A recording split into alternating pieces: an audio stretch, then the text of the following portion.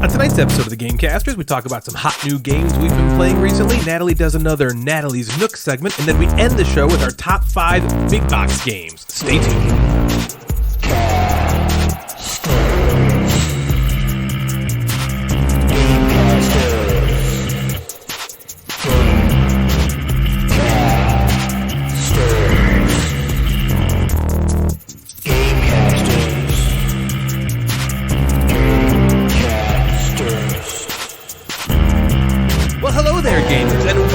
Episode 60. Only 9 episodes left, Natalie. She keeps skipping around the house singing 69 Luftballons and working 69 to 5. I don't. And now she's got 69 problems, but a bitch ain't one, and she keeps setting the thermostat to 69 and laughing while pushing me onto the floor, ripping my clothes off and straddling my favorite spot on the couch while we watch Big Bang Theory reruns with the volume set to 69, and I'm just like, grow up, Natalie. It's not that episode yet. Every single countdown. Welcome to episode 61. Only 8 more. Left. You figured me out. More episode, only like 16 So we've been getting weeks. a lot of huge box games in the house lately. A couple months ago, I got the Trove Chest for Too Many Bones, then Amerigo, then the Anachrony Big Box, which is basically just an apartment building, then Lost Ruins of Arnak, Aetherfields, Tainted Grail, and Kanban. It's gotten me so juiced up. Not for the actual games necessarily, but for the joy of looking at something that's like so big and meaty. Don't we all just need large bulbous cardboard in our lives? Man, I love it. I love it so much, in fact. I think bulbous is one of the funniest words ever. Bulbous cardboard? Well, because bulbous only means penis or like light bulb. Man, light bulbous. Bulbous. Or there's a Pokemon named Bulbasaur. There is. Oh, no. Which I think is talking about his penis. Anyway, I love big boxes so much I could not help but put it to music. Oh my God, Natalie, look at that box. It is so big. It looks like one of those homeless person condos. Who understands those huge games? I only play them because I'm too shy to hire a prostitute, okay? I mean, that box is just so big. I can't believe it's just so rotund. It's like out there. I mean, gross. Look, it's just so... I like big stuff and I cannot lie. Jeff's other brothers can't deny. When a package comes in with an itty-bitty waist, get that out of my face, I want some. Much bigger stuff, cause you know Tidal Blades is buff. That coffin-sized box is glaring. I'm hooked and I can't stop staring. Oh, Anachrony, I wanna get with ya and take your picture. My homeboys tried to warn me, but Too Many Bones makes Me so horny. Ooh, hi, I'm Gloomhaven. You say you need a place to live? Well, use me. Just please don't leave a poopy. I've seen you glancing, seen you romancing, cause we sweat, wet, nothing these around without a net. I'm tired of lost cities, patchwork and dark stories. As the ever drunk man sly as a fox, it's gotta have a big box. So fellas, has your collection got big stuff? Then shake it, shake that big old box, then put it back.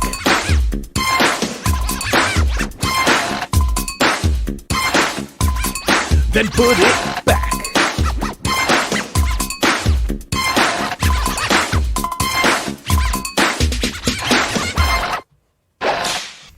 So what's been up with you guys? Anything new and exciting going down about some tournament that you're both involved in that I'm no longer involved in, but I don't care at all, and don't think about how I'm the failure of the three of us every waking moment? Oh. Natalie, go ahead. Tell us about this thing. On? Do you want me to tell you about Well, we are in the semifinals of the Bad Board Game Cover. Specify we? Gateway. Yeah, He we. and Jeff. Oh. Yep. Against each other. Yeah, not I just know. you and Jeff. It's against you. I decided I will not make all of... I'm only going to vote on the Gateway and the Gamecasters. So you're only going to vote twice for Natalie instead of 4 instead times. of the usual 4. Okay, so that's good. That only puts me down 2 to start with. So I'm down 2-0. I'm going to vote for myself. So.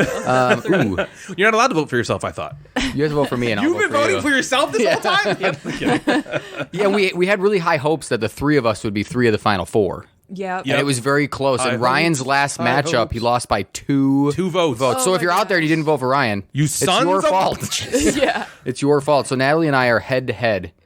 The winner will go to the finals I prefer to think you're butt to butt. face. Okay, yeah. It's like We're going to a face Michaela. face to Genitals are butt. still lined up. And I think it'll be awesome if the only 2 girls in the entire tournament are the ones that I think win. that is all guaranteed. do. I think we all. I think we all so. Yeah, want it's that. Michaela and Christian. I think. Yep. Christian from Superboard Sunday. Sunday. Michaela from the McMeeples. Oh, wait, they didn't go yet. That's right. And then now it's the and then Natalie the already has Gamecasters. Michaela in the finals. Yeah, she already I has. Oh, only they got didn't go mixed yet. up. Oh, we I was haven't thinking about totally the- railroaded Christian No, I for was beating my thinking husband in the about last round. The Everdell thing, but that was her last. Oh my gosh, well, that was the She beatdown. killed of it. I didn't even the century. realize we could have picked Everdell Me too. because I thought it was out. I but thought you couldn't pick. Good job, from Michaela. the before one. Oh, Although I knew you technically could. Everdell wasn't picked from the before, and just the Pearlbrook expansion was because Everdell itself was canceled right. out. I did. That's I did listen to the Super Bowl Sunday episode where Christian is ragging on me about picking Wingspan in the first round because I destroyed Frankie. Oh yeah, Frankie got destroyed by a bird. And then poor Frankie, they're all crying. Oh, poor Frankie. He's like,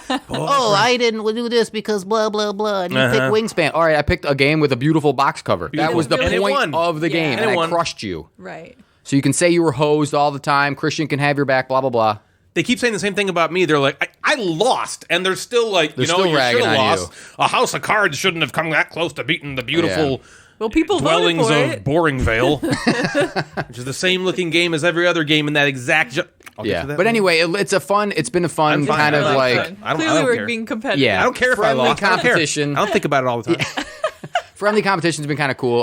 There's a lot of junk talking toward Ryan. Mostly. All of it's toward Everyone's poor just going after He's an Ryan, easy but- target. Well, Leave my husband Did you say I'm an alone. easy target? He's You an easy are. target. Thank you. Yeah, you're right. I am an easy target. When you're this sexy and you're just, it's lonely just- at the top, everybody. Yeah, I had a friend Yeah. in high school when you'd ever say anything to him like negative or pick on him, he would be like, "You're just jealous." He would say that about everything. Like he would trip like, and fall in the hallway. Dude, you're just jealous. And he's just like, so that's all you got. Like, All right, they're that's just gonna be jealous. my new go-to. You're just jealous. If that was his Can I go-to. follow it up with of my huge penis? Sure, whatever. I'll say that. Yeah. You're just jealous of my huge penis. You're just jealous. Yeah. So I'm looking forward to friendly competition Yeah. from my part and Natalie crushing me and making fun of me and then smacking my hand out of the way, hitting the bell first, saying it was pretty much the same answer, that kind of stuff. But Yeah, Jeff compete a lot. And if Jeff wins, I'm you like, know it's going to be "Great the most game, sour Natalie." grapes bullshit. Like, I would have won if only if Ryan would have voted with the other two accounts. I would have won. I think the games, I won't say what games we picked. We'll let that be revealed later. But I think the games we picked, it could be close. it could be close. And I know our first two were we canceled each other out on the first couple. What So what is the category? the category is games from 2016. Yep, best game released in 2016. Oh, And then wow. the- not best game cover, just like what do you think the best game is? It was best game, Yeah, I it believe. wasn't And then cover. Okay. the other side, Christian and Certainly did not Michaela. pick based on cover. Yeah. Yeah, you did not. Yeah. Christian and Michaela's is best game from 2011. Oh, there's a secret. 2011. wow, But that's a year there is right a there. correct answer for 2011. Yeah, that's a year right there. Castle of Burgundy. Castles of Burgundy is a Yeah, correct. 2016 had a So lot if of one really of them good got games, Castles too. of Burgundy, Yeah, that boom. might be the Yeah, that's winner. the winner. But if I was in that zone, wouldn't you just put that there to cancel? I them out? would. You got Yeah, you gotta put it on the That's first what we one. did because We'll there see. was our first two picks canceled each other out, and so our third picks Yeah. are what. Yeah, And it's so- funny because your pick was actually my fourth pick, so we were all like, Yeah, we were close, and yours was close to mine too. Well, It was a good that's one. a good year. was a good 2016 year. is a good year. And so is 2011 is a 2011. good year too. Ooh, but yeah, Phil knows what he's Castle doing. of Burgundy. Phil He's a- knows. Yeah. He's a good. Phil knows. You He's a know. good. Patient he's a good sensation guy. knows. He's a good guy. That's a cool account. I like that. And Yeah. I'm not bitter So or definitely, upset in any way. so definitely go to Bad Board Game covers. I think follow on them Monday. on their story. the He first- posts the Monday's the when it's vote. coming out? I think it's Monday, Monday. I think, is when he's starting the Yeah, semifinals. and then Is he Pick putting your both of favorite. yours out, or are you guys starting first, and then Michaela and Christian are starting the next day? I Or thought he said we were Monday, but I'm Yeah. not sure. doesn't really matter, I suppose. Yeah. Go on to board the Boobity-boobity. go to Tramelgoo, and you'll see how Bad Board Game covers on Instagram. You can also find Bad Board Game covers if you go to thegatewaynetwork.com. He's there as well. And as all of you may know by now, the Gateway Board Gaming Network is about to unveil the next step in the first ever Instagram Gaming Awards. Yes, the Insties will be going live for voting in the coming days, and I've been collecting all the nominees from our panelists. And as a bit of a spoiler, I wanted to share some of them with you. So we received a few God. from one of our valued panelists. Okay, valued. Let's just define the word valued. Jerry, I hope you're listening to this, and you've now been described for the first time in your life as being valued. You're lying. Congratulations. Jerry from the Board Game Snobs. The first time you'll be hearing some of these behind-the-scenes content from the Insties is right now. This is what you get for also being valued listeners. Ooh, should I call the listeners the same word that I'm calling Jerry? Maybe that's they're valued. alienating. So here we go. Here are Jerry's nominees and for the Insties. Game of the Year. Jerry has... You think it's Jerry? Have you even confirmed It's that? Jerry. it's Jerry. It's absolutely It is Jerry. totally Jerry. Game of the Year. Jerry has played a lot of games this year, and so he only actually put one nominee for all these. So he knows like, what he wants. Yeah. Okay. So game of the year, Jeff's mom. Yep. Okay. Her name's Barb. She's a nice lady. She'll play with you. She'll play games with you. She's a nice lady. 2-player game of the year, 2 dudes and Jeff's mom. That would be a 3-player game. Yeah, right. You idiot. Yeah.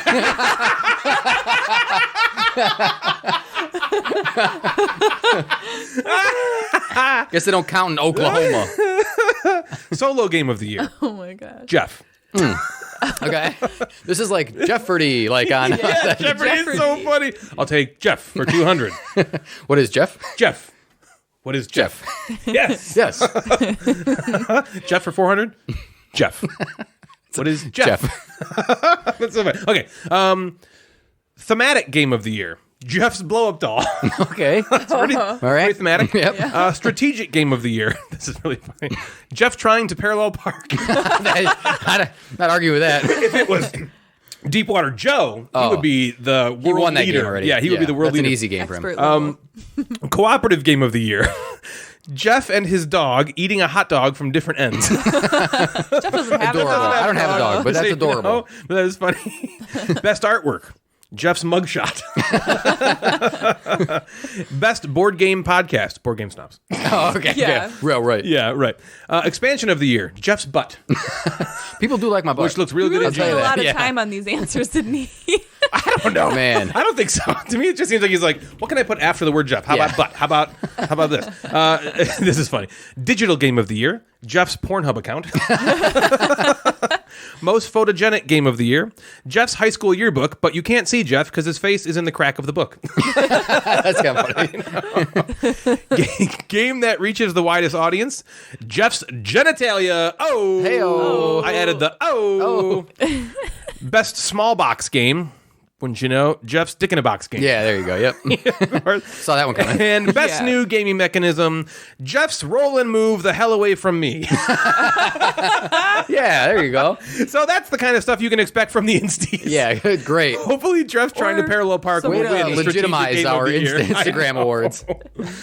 Depending on the answers we get, that could be a top 5. Hey, I'm taking the top 5. So if Jeff trying to parallel park is in the top 5 of strategic games of the year, It could win.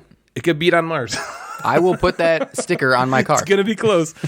So expect to vote on the actual nominees for the Insties before our next episode. Just keep an eye out on our Instagram account for all those stories that are going to go live. You should also be seeing these stories. We have, like I said, 55 or so panelists. So you should be seeing these stories, voting for the Insties just on your normal perusal of Yeah, you'll Instagram. see them. You're following at least one person. Yeah, that's they'll be participated around. in it. Okay, so with that, our other valued board game snob has something to say about one of our interestingly titled Gateway members. Erotic. Dreamy. Mile High Club? What is your sexiest dreams that involve some aeroplanes? To hear more wild fantasies talk, check out Fantasy and Some Flights. Not all flights, because that would be exhausting. Check out Fantasy and Some Flights. Two best friends exploring the realms of beer, board games, books, and bourbon. Listen to the podcast. Check out the Instagram. It has nothing to do with what this fool just said. Part of the Gateway Network. So what's been up with you guys? Jeff, what's been going on, dude? I got some updates on the basement. You ready for this? Baby. Wait, tell us what happened the last time. Where were you in the last as of the last update? What was going on with the basement? I think you had finished remember. framing. So framing The is framing was done. I think officially done, or I was very, very close to being done. So Okay. framing is done. This is all about And- Jeff's making a dungeon where he has all sorts of sexual devices Yes. locked up behind Yep. the wall. And then right? one room is the game room. Yeah, but that's more just like, who cares? Yeah, that's Right? like The just rest for of it storage is like, purposes. pain and Yeah. masochism. Yep. Yeah. Okay, so anyway, So it's a strategic game of the year. My Jeff Sex Dungeon. That's a thematic game, I guess. That would be more of a thematic Yeah. game. of the year. that's very So thematic. now we have light in the basement. So electrical is run. We have light in like 2/3 of the basement. It should be finished today. Getting some plugs on the wall. So you're just gonna spray the ceiling? Is Spraying that right? the So ceiling. you have cans up there then? Yep. So the cans are up there, and the lights work, which is great. That is great. So it Electrical just can be that was like a very, framing goes kind of slow, and it's like, all right, it's just framing. But this kind of has like a finishing touch almost. And it just feels like Feels like progress. yes, Yeah, you we're don't have to getting have close. you don't have to have the floodlight on the ground anymore. Now you Right. can have, like, the lights So on. I'm excited about that. We've been watching we've been trying to find another TV show to watch. That's like good. What did you end with? So nothing. I love that one. We I watch we that when I'm sleeping all the started. time. Somebody at Devin's work suggested watching the show Animal Kingdom on TNT. It has like 5 or 6 seasons. Isn't Animal Kingdom its own network? Animal Kingdom is Yeah. that That's Animal place Planet. in right. Florida, right? Animal Kingdom, Animal Kingdom. Epcot, Oh, Animal. Right. I was like, that name sounds Kingdom, familiar. right? Yeah, it's like the I knew I'd Disney- heard of that it's before. related This has nothing to do with Disney. And Universal It's Studios. kind of inappropriate, but it's okay. We don't know if we're really hooked on it yet. We are trying to get through season 4 of Fargo. That's just Wait, not, why is it inappropriate? Well, there's like, it's on TNT, and there's like a lot of side boob and like butt and From who? Emmy Rossum? no. And it's about like this family that kind of does Shut like that it's like criminal stuff. They're like this criminal family. Oh, so it's sort a of. show. It's not like It's a show. It's It's not not about like animals. yeah, it's not like It's an not animal like a documentary. No, it has Yeah. nothing to do with Oh, animals. okay. It would be like when you said inappropriate, I'm like, why? Does it just rhinos pooping? just a just lot It of was like whole Planet thing. Earth or Yeah. something. a lot of animals banging. yeah, You just you're wanna- just like animal sex. This is the Animal Like Kingdom. the Agricola. You're just gonna play that in the sex dungeon Yeah. all day. So yeah, we did that. We were watching a little bit of this, and we're a little bit of that. bit of this, a little bit of Fargo season 4 is just not as good as Yeah, the other it's a little 3. slow. So we're kind of dragging through that, just trying to find something. That's a good way to say that. Good to Dragging watch. through. It was a slog for us. Yeah. We So- got through it. We survived that. We didn't. Well, we watched watch it each Yeah. week, and it was Yeah, still and a slog. it's a bummer because every week I was like, oh yeah, the new episode's out. And then it's like, I was like, oh, okay, something when is needs when is to something gonna happen, right? And something will eventually happen. Yeah. But I don't know if it's enough to carry make the you whole care. show. Yeah. Yeah. We did watch The Little Things on HBO as a movie. So I don't know if you knew this. Is that a documentary about my HBO? genitalia? Oh, small box can. Yeah. Thanks, Natalie. You help Like me how out. Natalie always No, supports you, and I know. she knows you're It might- joking no, about yeah. like your sex life and all this. But Natalie organ. always has to have your back about. They just Thanks, cheers, babe. Got by your the back. way. Yep, They thanks. just cheers With over the size our- of Ryan's penis. With our gateway mugs. that- Oh, we can agree. Ryan doesn't have a tiny penis. Cheers. Jeff, why didn't you ding me? Unrelated. It's because we have the same exact Unrelated. Turn your pelvis. Oh no, turn your pelvis. But HBO is doing something cool. So HBO Max is releasing all of their brand new movies that would be in theaters. They're releasing them. Releasing them. Releasing. Releasing them on HBO Max for the entire year, 2021. So all the movies that would be in theaters are Hey, on these places HBO have Max. to pivot, man. Right? Yeah. They got to pivot somehow. So this is the way they Pivot. pivot. The Little Things has like this. from Friends. I know. They have this just didn't awesome. It has Rami Malek from Mr. Robot. yeah. It has Denzel Washington. Oh, and my Jared boy. Leto. Oh, Jared Leto, who looks nothing like Jared Leto. Is freaky looking. Yeah. And it's like a just saw a thriller, preview of right? this. So it's a thriller. It was okay. I would definitely watch it. So you're saying it was in the 90% I of the just 10%? I wanted it to be more because those people are like some of my favorite actors. Yeah, they're all so Washington. good. And Rami Malek, yeah. Jared Leto. Yeah. But make your own opinion of 30 it, Seconds to obviously, Mars. of I don't know course. about Jared Leto, but He's a good But- actor. is he? Yeah, he's a really good Jared actor. Leto's a good What actor. What Did is you see he Fight in? Club? Just kidding.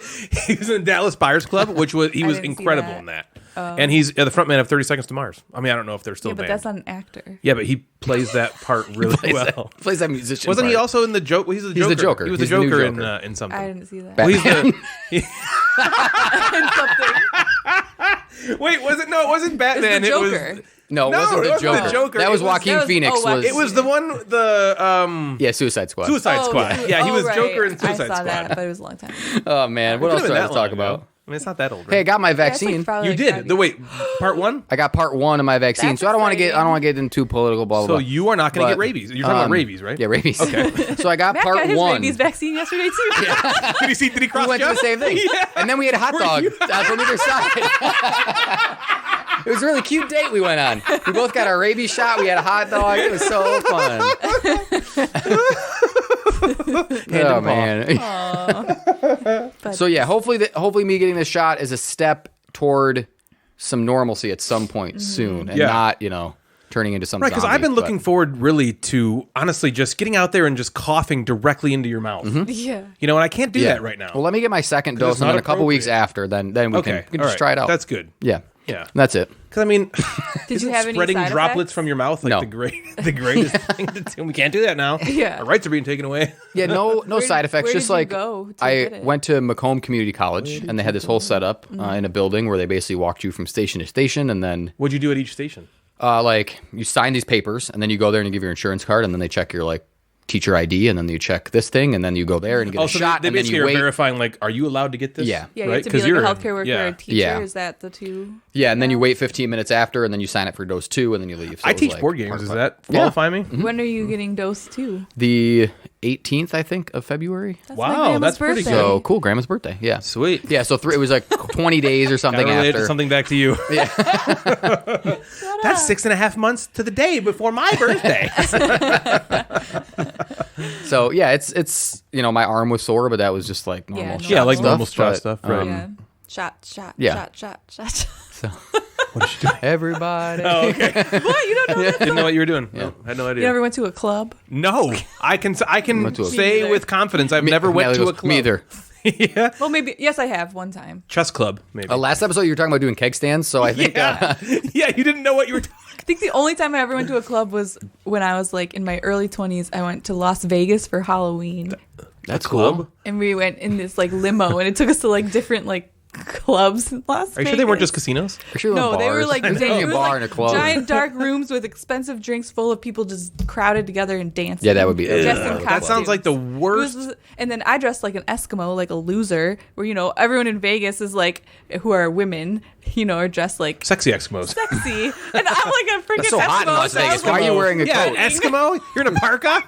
Good lord. Well, I mean, it was like a white zip up thing with like a hood, but it was like long sleeves, and it had like a short. It was almost like a dress. Ooh, that was like that shorter. sounds kinda hot. But I was wearing like boots. All right. All Why don't you could see- cheers or Can something? you cheers to this short skirt that you wore? I want to see pictures of I'll show that, you please. pictures. Thank you. That sounds great. Okay. One of the worst things about the Gateway Network are the huge jerks who ruin the fun of being an evil fascist dictator. One of those people is Christian from the Superboard Sunday podcast. God. We had a good thing going, us three Gamecasters hosts. We were all rolling right along in the great Gateway bracket run by Bad Board Game Covers until I went up against Christian in the best table presence category. My pick was Rhino Heroes Super Battle, a lovely little game about placing monkeys directly onto a three-dimensional building where you're actually creating that during the game. It's exciting and fun and has incredible, table presence. You don't just walk by this game at a convention without stopping for a look. My competition was the incredibly unique Dwellings of Boringvale with its hex tiles and miniatures. You've never seen anything like that before. No. And definitely would be enamored by its table presence, which totally doesn't look like every other game ever made, and definitely stands out in the crowd thanks to its artwork. It's totally popularity dice. contest. That's a big game. If you saw this game on the table, you would definitely not think it was Vindication or literally any other game with miniatures and hex tiles. Yeah, it's annoying because they cried that it was a popularity contest when Frankie lost, but now they cry because it was they was they so won close. because it was a popularity contest. So I don't care pick that I your lost, argument. in case you can't tell. So before I knew I was facing this most unique and awe-inspiring game, Natalie and I had plans to play it with Mick Dave Mick and his wife, Mrs. Truoak. We held to that and went over there, and Dwellings of Elderberries was set up and ready to rock.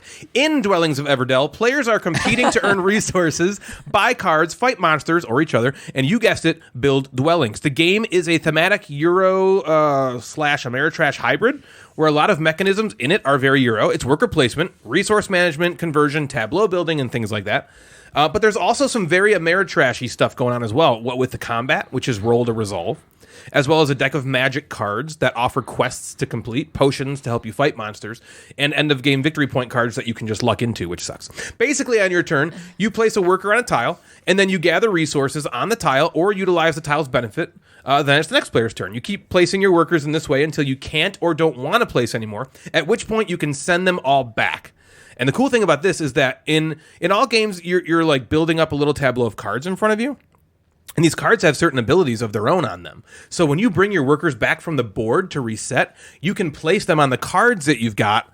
So you're kind of playing like two different worker placement games, that's which is cool. really cool. I like that it's not just like a It's not just like a reset round. Yeah, it's not like a reset. Like almost feels like a waste of a turn because you're just pulling your guys back. You get to actually do really cool stuff. That's cool. What's this game called again? It's called Dwellings of Blackaville. Eldervale. Elderberries. Eldervale. Schnozberries. Are they schnozberries? Natalie doesn't know what it actually called. I know. Dwellings of Eldervale. Duelings of Easterville.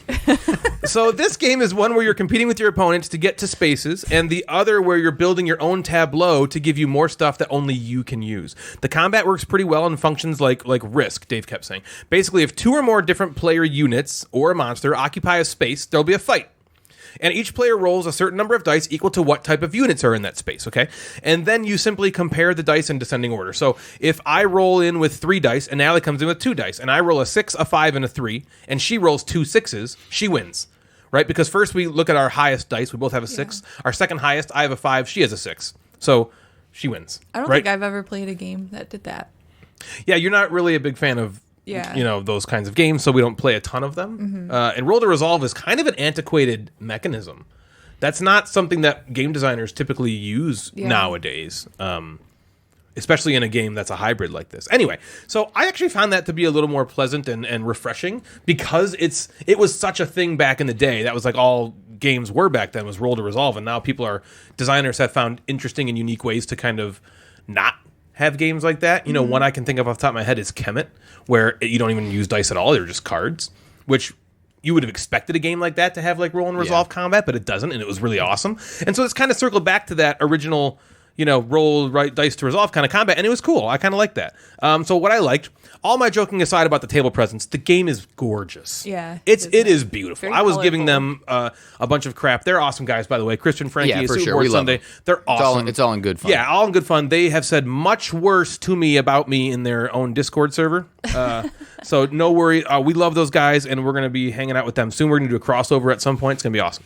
So things I liked. The game, beautiful, right? It doesn't really do anything that hasn't been done before, but it does look really great on the table. The miniatures are pre-painted, and they look so good. Cool. They look fabulous. The art is on point. All the resource tokens look like what they're supposed to be, which I always appreciate. That's always so cool. It's a very nice production, and it feels nice to play and manipulate the components, especially with the game trays that come with it. Oh, the game trays are so Which is so awesome. cool. Is it from the game It's from trays? they're game Yeah, trays with a Z. with a Z. Oh, Yeah, perfect. game They're tray awesome. YZ. Oh my gosh, that's cool. As far as the actual gameplay goes, it was really fun. I wasn't like giddy excited while I was playing it, but I did enjoy like all of the individual gaming mechanisms. You know what I mean? When I Yeah. looked at it. I did too. It was fun placing your workers to get stuff, and it was fun taking them back to activate unique stuff that only you could get. That might have been my favorite part of the whole game. It was cool that your units had different unique abilities. So, for instance, I was the Ratlings. That was like my faction. And my workers, there's like a bunch of, you have your workers, warriors, wizard, and dragon. Those are your different units that everybody has. They all have the same units, but they all have different like special powers, which, so it's like asymmetric, but just like kind of a little bit asymmetric. So it was cool. Like, for instance, my workers, when I'd bring them to a battle, they would always bring a sword with them, which a sword you can spend to get an extra die. Or it's also a resource to buy stuff. But yeah, every time my workers went to battle, they would give me an extra sword. Every time my dragon would move, he could take the action of a tile adjacent to him, which is so freaking awesome. The resources were very tight in this game, which created some really tense situations in the late game where we knew Natalie was going to end it. And so we had to calculate how many turns we had left and what we had to do to get accomplished before that happened, which was really a lot of fun for me. I liked that a lot. I enjoyed trying to squeeze every last point out of your cards and the tracks, and it was just really, really good game in that way. I also like how variable it is. We played with 4 of the 8 different factions, and then each faction is double-sided, so it has 2 different ways to play it. There's like an easy side and a more challenging interactive side, and there's also a number of modules that we didn't play that make the game more replayable. So I really admired that about it. It seems like if you like this kind of game, you will have a long time with the components just in the box you get from the Kickstarter. Now he did back it on Kickstarter, so I'm not 100% positive that all the modules come in the retail version, or if there'll be the retail version. I don't know that kind of stuff, okay? Things I didn't like. I don't really love roll to resolve combat. I thought it was a refreshing kind of thing that we haven't seen in a while, but I don't really like that. I don't mind randomness in games, and I actually love rolling dice. It's one of my favorite things. But in a game where you're doing a lot of Euro-like mechanisms, adding that kind of randomness in feels a little bit disjointed to me. I get that they're probably trying to appeal to everyone by making a thematic game where you're rolling dice and exciting moments fused together with the mostly Euro resource management and worker placement. And I just felt like the combat could mess you over in a way that I don't really love being messed over when I'm playing a Euro game. You go in with 4 guys, and you're expecting to just demolish this, and then you just roll 1, 2, 3, 4 with my 4 dice. Natalie has 1 guy. She rolls a 6. Guess what? That one little worker destroys my dragon, my wizard, and my warriors, and I'm dead. And now I just that's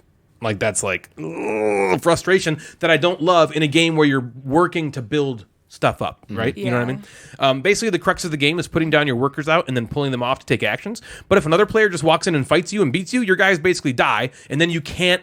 So they die, but you get to take them back. But when you get to take them back when they're dead, they don't resolve the cards in front of your tableau. Right. You don't get to take actions. And that can happen to you out of the blue. If you're just on a place, I can go to a spot where you are, and then we're going to fight. Automatically, we're going to fight. And if you have 4 guys and I have 1, I'm screwed. And now I don't get to do what I wanted to do on my turn. And that feels bad because I didn't choose to participate in this fight. Yeah. You know what I mean? You just chose that for me. And that can suck. I also personally found the game to be very challenging. And I don't mean that it was hard to understand or even hard to do well necessarily. But I felt like I didn't get it. I felt like I played most of the game and had no idea what I was doing. This isn't the game's fault necessarily, but to me it didn't feel like it was easy to see what I should be doing. I felt confused, you know what I mean, a lot of the game, which felt a tad frustrating. I'm sure that would alleviate with more plays as I learned the way the game works more, but it didn't hook me right off the bat. Like I wasn't like, oh my gosh, I can't wait to take my turn and do this, because I was mostly like, okay, it's my turn again. What the hell do I do now? Which is, to me, it's usually like maybe not the greatest sign for replayability. I guess my main criticism is that when games try to split the difference between being Euro and Ameritrash, it always sounds like it should work, but I'm usually left feeling like I just wish it was one or the other. You know? So I really liked the roll to resolve combat. I thought that was cool. I liked the way all the powers worked, but I kind of wish maybe that was a different game or something. I'm not sure. After it was over and I played the entire game, I would say that I really did enjoy my play of Weldings of Everwood. I think it's probably in the 10% of the 10%. I do. I do think it's better than Good Night Great. 10%? I do think it's in the 10% of the 10%. I don't know that I'd be chomping at the bit to come back anytime soon, but I can see the appeal that someone would love. Absolutely. I can see that someone would love the marriage of these two. I do think it's a good game a lot of people are going to love. What do you think, Natalie?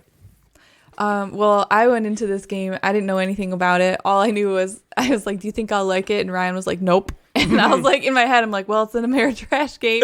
And so I went in thinking it wasn't going to be a game that, I'd really like. But I didn't realize that it mixed in that Euro aspect. And so because of that, I was pleasantly surprised. I had a lot more fun with it than I thought I would. And I completely understand and agree with some of the stuff you said about the randomness with the dice and the battles and stuff like that. Well, also the card, I didn't talk about that, but the card flips too. This has that mechanism like Takenoko where you can just take an action to grab a card and then, it scores me 5 points because I already have the thing that's, and then, you almost did that at the end of the game. You ended up not taking that action because you were like, well, this is guaranteed points. I didn't even These have could be any more. endgame points in those But I mean, cards. if you would have spent your crystal or whatever it was to get 2 cards, you could have just lucked into 8 points. Right. Just okay, and that I hate that. That feels that again. I'm not gonna crap all over the game for that. It's just that's a mechanism I really don't enjoy. Right, and so I totally get that. But luckily for me, my play, I think I got really lucky. I was rolling really well. Oh my god, I dude! killed almost all the monsters. It was so awesome. 6, 6, 6. It was so funny. She was like, I don't know if I'm gonna do well. She's like 6, 6, 5, 4. And then she'd be battling Dave, and Dave's like, oh, I got 6, 6, 5, 3, and Natalie's like, well, I got 6, 6, 6, 6. I got them all. One time I rolled 4 6s and a 3 or something. Yeah, every time there was 3 monsters on the board. Did you win? She killed. Yeah. She did. Not the cool thing was not by much. the first 3 places were within 3 points of each other. So it was Natalie finished first. 2 points behind her was Patty, Mrs. True Oak, and then I was 1 point behind her, and then Dave was a little bit behind. But we did play something wrong. We play, and it's actually it would have changed a lot about the game. The dwellings give you points in a way that we didn't play with. Another thing about the dwellings, when you build a dwelling, you have to use a worker, and he's gone from the game by doing this. So think of it like in Carcassonne, you're laying the guy down. He worked and then died. After he built this dwelling, he died. But so you put on his head, you put this little hat on his head. And it's like a roof, like turning him into a dwelling. Okay, all right. And every time we did that, we'd put the roof on, we'd be like, Gryffindor. Yeah, we all we were sorting them into houses. Everybody had to do that. It was required. So the game was really fun in that way. We were doing stuff like Natalie fought this one like diseased vagina monster thing, and we had a safe word every time you fought it because Did you use could the diseased dominate penis mushroom? We didn't use that. Penis mushroom. Oh, okay. She should have. Yeah, you should. Penis have. mushroom beats your diseased vagina. Come on, Natalie. Yeah, geez, Penis bring the. mushroom? Oh my! You don't know what the penis mushroom. It's like she doesn't. It's like she's not here. It's sometimes. like she goes upstairs and it's like we have a built-in one of those Men in Black memory erasers. And she just. I she's thought like, I was thinking everything- like game stuff. I wasn't thinking about that. You have to be thinking about everything at every point, Natalie. Come on.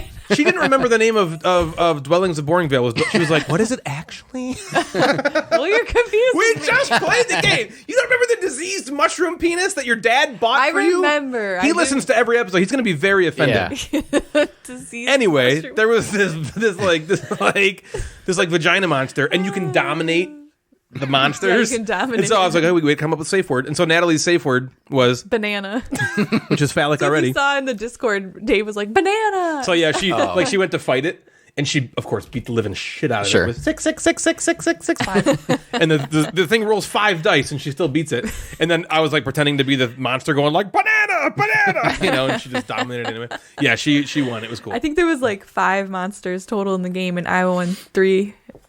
I beat 3 of them. I beat 2 of them. Poor Mick, Only Dave, because Mick, I and... was- No, there was 6 because Patty beat the tree. You beat 2? Yeah.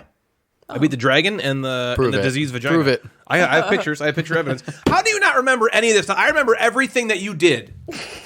I'm not Action by cheersing you. action. I'm not cheersing you anymore. Anyways, I liked Jeff. this Welcome. game. Yeah, it's a good game. Yeah, I liked. Okay, so because it was mixed with Euro, it made me like enjoy the battles and like fighting monsters more because it wasn't only that.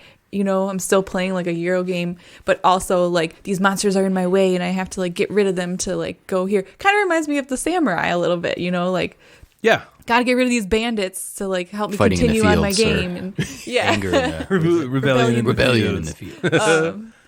Yeah, I thought it was fun, and I has agree a question. I agree with you too. When you're I ready. really, really enjoyed the regroup mechanism where you're taking your workers back, and then you get to like take all these extra actions with your cards. Yeah, that was And the best part, for I me. Like that gave me a lot of like resources to help me like do more stuff on my turns. Mm-hmm.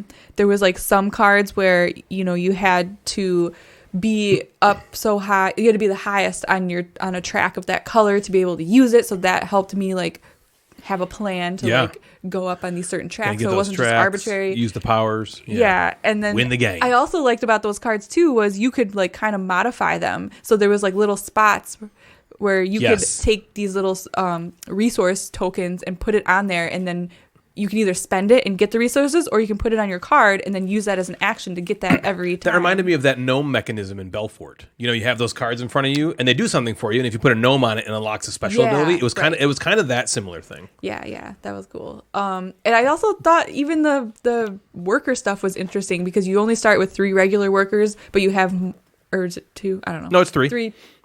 And then you have a few other workers, and then, like you said, the warrior and the wizard and the dragon, and you have to, like, spend Summon resources. them. And Yeah, you're summon summoning them.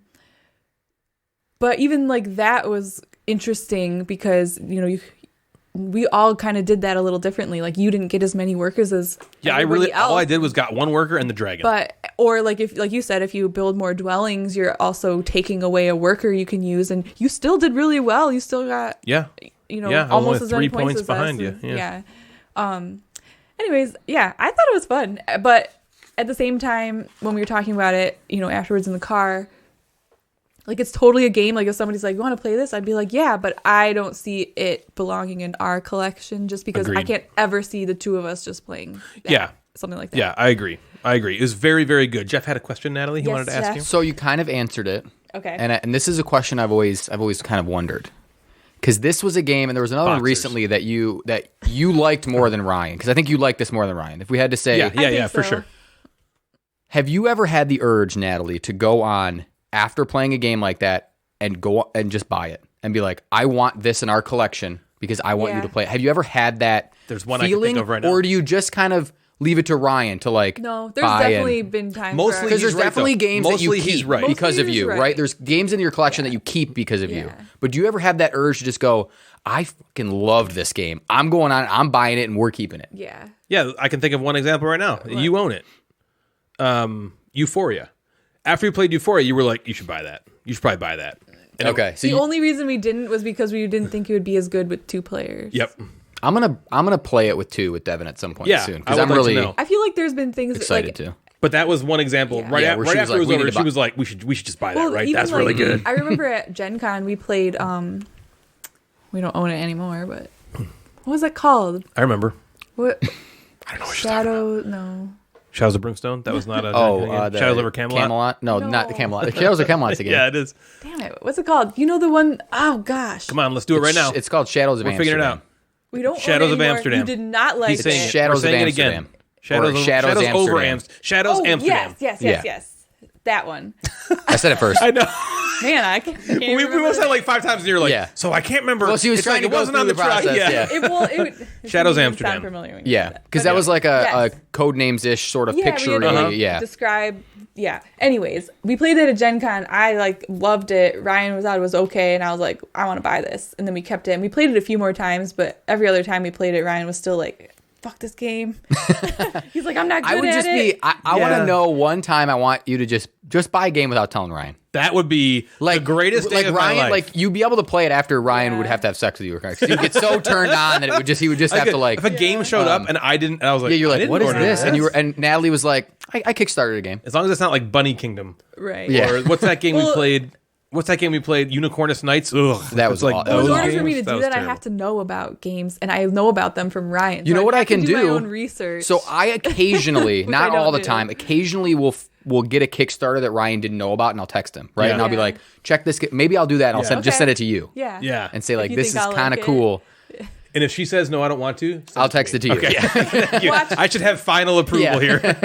here. There's like a 90% chance if that happens that like it'll show up twice because Ryan will Yeah, I've already I bought it. didn't know. I've already bought it. And we That's a both good did. point. That would be really funny. That's a good point. That That would be probably funny. would. Do you even have your own Kickstarter account?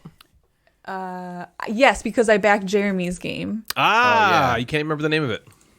Stop the Germ. Nice. Yeah, Stop Very the good. Germs. Okay, so that was Darlings of Even Flow. I don't remember who exactly puts it out. The real name is actually, of course, It's like Breaking Dwellings of Games or Evertron. something. Dwellings I want to say it's like Breaking of Games. Evervale. Breaking is Games. the Yeah, publisher. Breaking Games. Yes, Dwellings of Eldervale. Breaking Bad game. Breaking Bad. Breaking Bad games made Dwellings of Her. Jeff, what else did we play?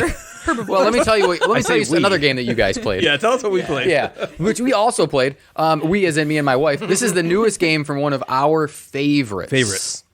Stefan Feldkondom. The condom. And Stefan Feldkondom, I went through and counted. I think I've played about 13, 14 Stefan Feld Wow. games. Wednesday, Tuesday? Wednesday, Tuesday. And this one, I know we were super pumped to get to the table. I was waiting to submit my insties until I Yeah. had at least played that one. I want to play Praga. I haven't played that yet. Right. Obviously, I'm past that. But I wanted to play at least one of those games. And we got Bonfire to the table because when I tell Devin, I'm like, it's a Stefan Feld game. She goes, who's that? Who's right? that? Of course. Yeah, yeah, And then, exactly. What? and then I tell her, well, you like Castles of a high Burgundy, school you like principal. Trajan, you like Amerigo, and this is another game of his. Does that, real quickly, sorry. Yes, yes, Okay. Ryan. I raised my hand this time. Does that have, do you get any sort of satisfaction out of the fact that he's an educator as well? Yeah, Okay, I principal? wondered. yeah. I think it's wondered. cool. Yeah, like would that make you like, yeah, I want to play his games a little bit? Yeah, little I bit can do more. that, yeah. If there was a I director support of compliance teachers. for a property casualty insurance company who made board Yeah. games, also, I'd be like, that's cool, Do you even man. know that there's anyone else in the world that I think does I'm the that only job? one that has this position. Wait, Reiner Knizia doesn't do that? yeah, not so. Maybe it's, His side hustle, I think, is whatever words you just said in that order, because I don't remember that at all. Reiner Knizia guy. Did Natalie explain the theme of this game to you? No. Okay. She was like, I'm not going to go through the theme because first of all, I don't understand it, and second of all, you don't care. Yeah, and so it's a did not little make strange. sense So you play as a group of gnomes, trying to bring back the light, warmth, and energy of the bonfires that have gone out. Do you guys remember David the Gnome? No, I know the Travelocity gnome. Yeah, I know those ones. All right, David the Gnome was this cartoon from back then. If anyone listening knows David the Gnome, keep it to yourselves.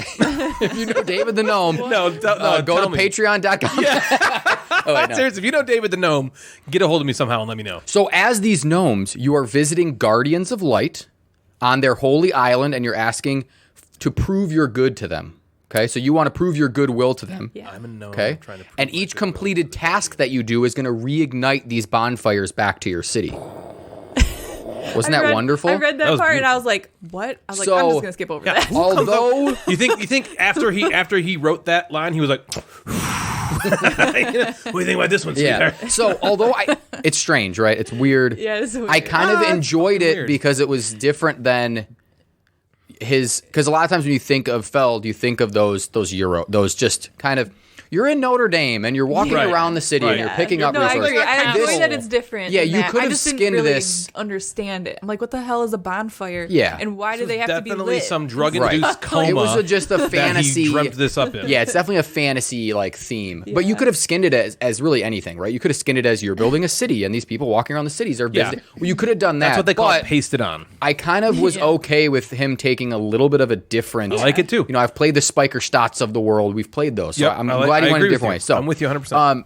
You have your own player board, which is your city, okay, which has a little area of squares, a grid, and then you have your gnomes that are sitting on your city. There's the big game board. So those are the gnomes? Yeah. I thought you called those novices. I thought the novices were on the main board. Right? Maybe they're Oh, they're all not all novices. novices? Maybe they're all novices. But anyway, I call them gnomes. I felt like, that's the thematic name for these novices? Gnomes is cooler. Maybe, I mean, I don't know. I don't know. You Name might be them right. all David. So I'm going to keep calling them gnomes, and then they're I probably didn't remember novices, half and that's the all right. names most Whatever. of the time. So I think you might be right. They're not. But when they're there, I'm going to call them gnomes. Gnomes. So Agreed. the game board is broken down into different areas where you're taking different actions. That is not unlike many Feld Any other games. game. And the actions that you do, you move your ship around an island. You get tasks from those islands. You can invite a guardian to your city from those islands. So that's like a whole that one area has about 3 actions that you can do. Yep. You can add a pathway tile to your city. You can add portals to your city. You can move the guardians along those paths and along those portals, and then you can recruit specialist gnomes. And the specialist gnomes give you powers, abilities throughout the game. There's 6 or 7 of the them that will cards. give you points. The cards, cards, yeah. yeah, So yeah. those cards will The give you cool specialists and things. the elder.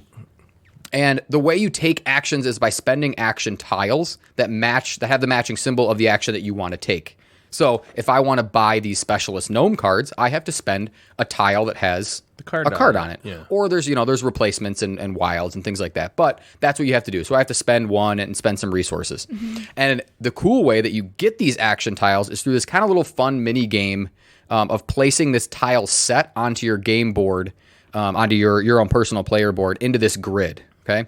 And these tiles have 3 actions on the tile. So it's like a 3x1, and it might have ship, get a tile, and move your guardian. Might be the one set of the tile, and you place it onto your board. I'm a little surprised they weren't more polyomino. I feel like they could have been. They could have been, but they're know? just like they're Straight line. They're the hero. Yeah, right? yeah, they're 3 the by hero. 1. Yeah. They're 3 by 1. And so when you place that onto your game board, which is an action, you get those 3 tiles, which will essentially let you do those actions. But you also get, if you line up or match adjacent symbols, you get all of those symbols as well. So, cool. For example, if I put a ship space, if I had one ship on my tile that I place, and I line that up with 3 other ships, I would get 4 total ship tokens, which would then let me ship tokens. I get those. shit tokens. I shit my pants. That's it. So then I would get. So it really picks up early on. You're only starting with a couple action tiles, and the more you go, if you plan well, you can get 6, 7, sometimes even 8 crate. Like you can get a bunch of Yeah, a tiles ton to be of able stuff. to do a bunch of actions. Yeah. Another thing that you can do on your turn, which toward the end of the game, you can ignite a bonfire, which means that you completed one of your tasks that you have in your city. Once you do that, you take your little gnome meeple or novice or whatever they're called, and you add them to the main board, which gives you a little bonus. And then once a certain of those are placed between everybody, then it triggers what I thought was cool, a round countdown. That was really cool. I like that. Yeah, which it doesn't immediately end, right? So it's not a huge surprise. But it could if you wanted it. So with 2 players, I think it was 7, right? As soon as the 7th one is placed, the first player takes that 5 token, and now you're counting down. Now everybody has 5 turns left to do as much stuff as you can. And as soon as then the last round is over, you're done. And you score points for like your completed goals, your pathways, portals, having your guardians in the portals. There's a lot of like little things, but all of the scoring happens pretty much on your player board. Yeah. There's some common objectives as well, but all the scoring kind of happens on your own player board. So let's talk about thoughts. You want me to start? Yeah, you start. Okay.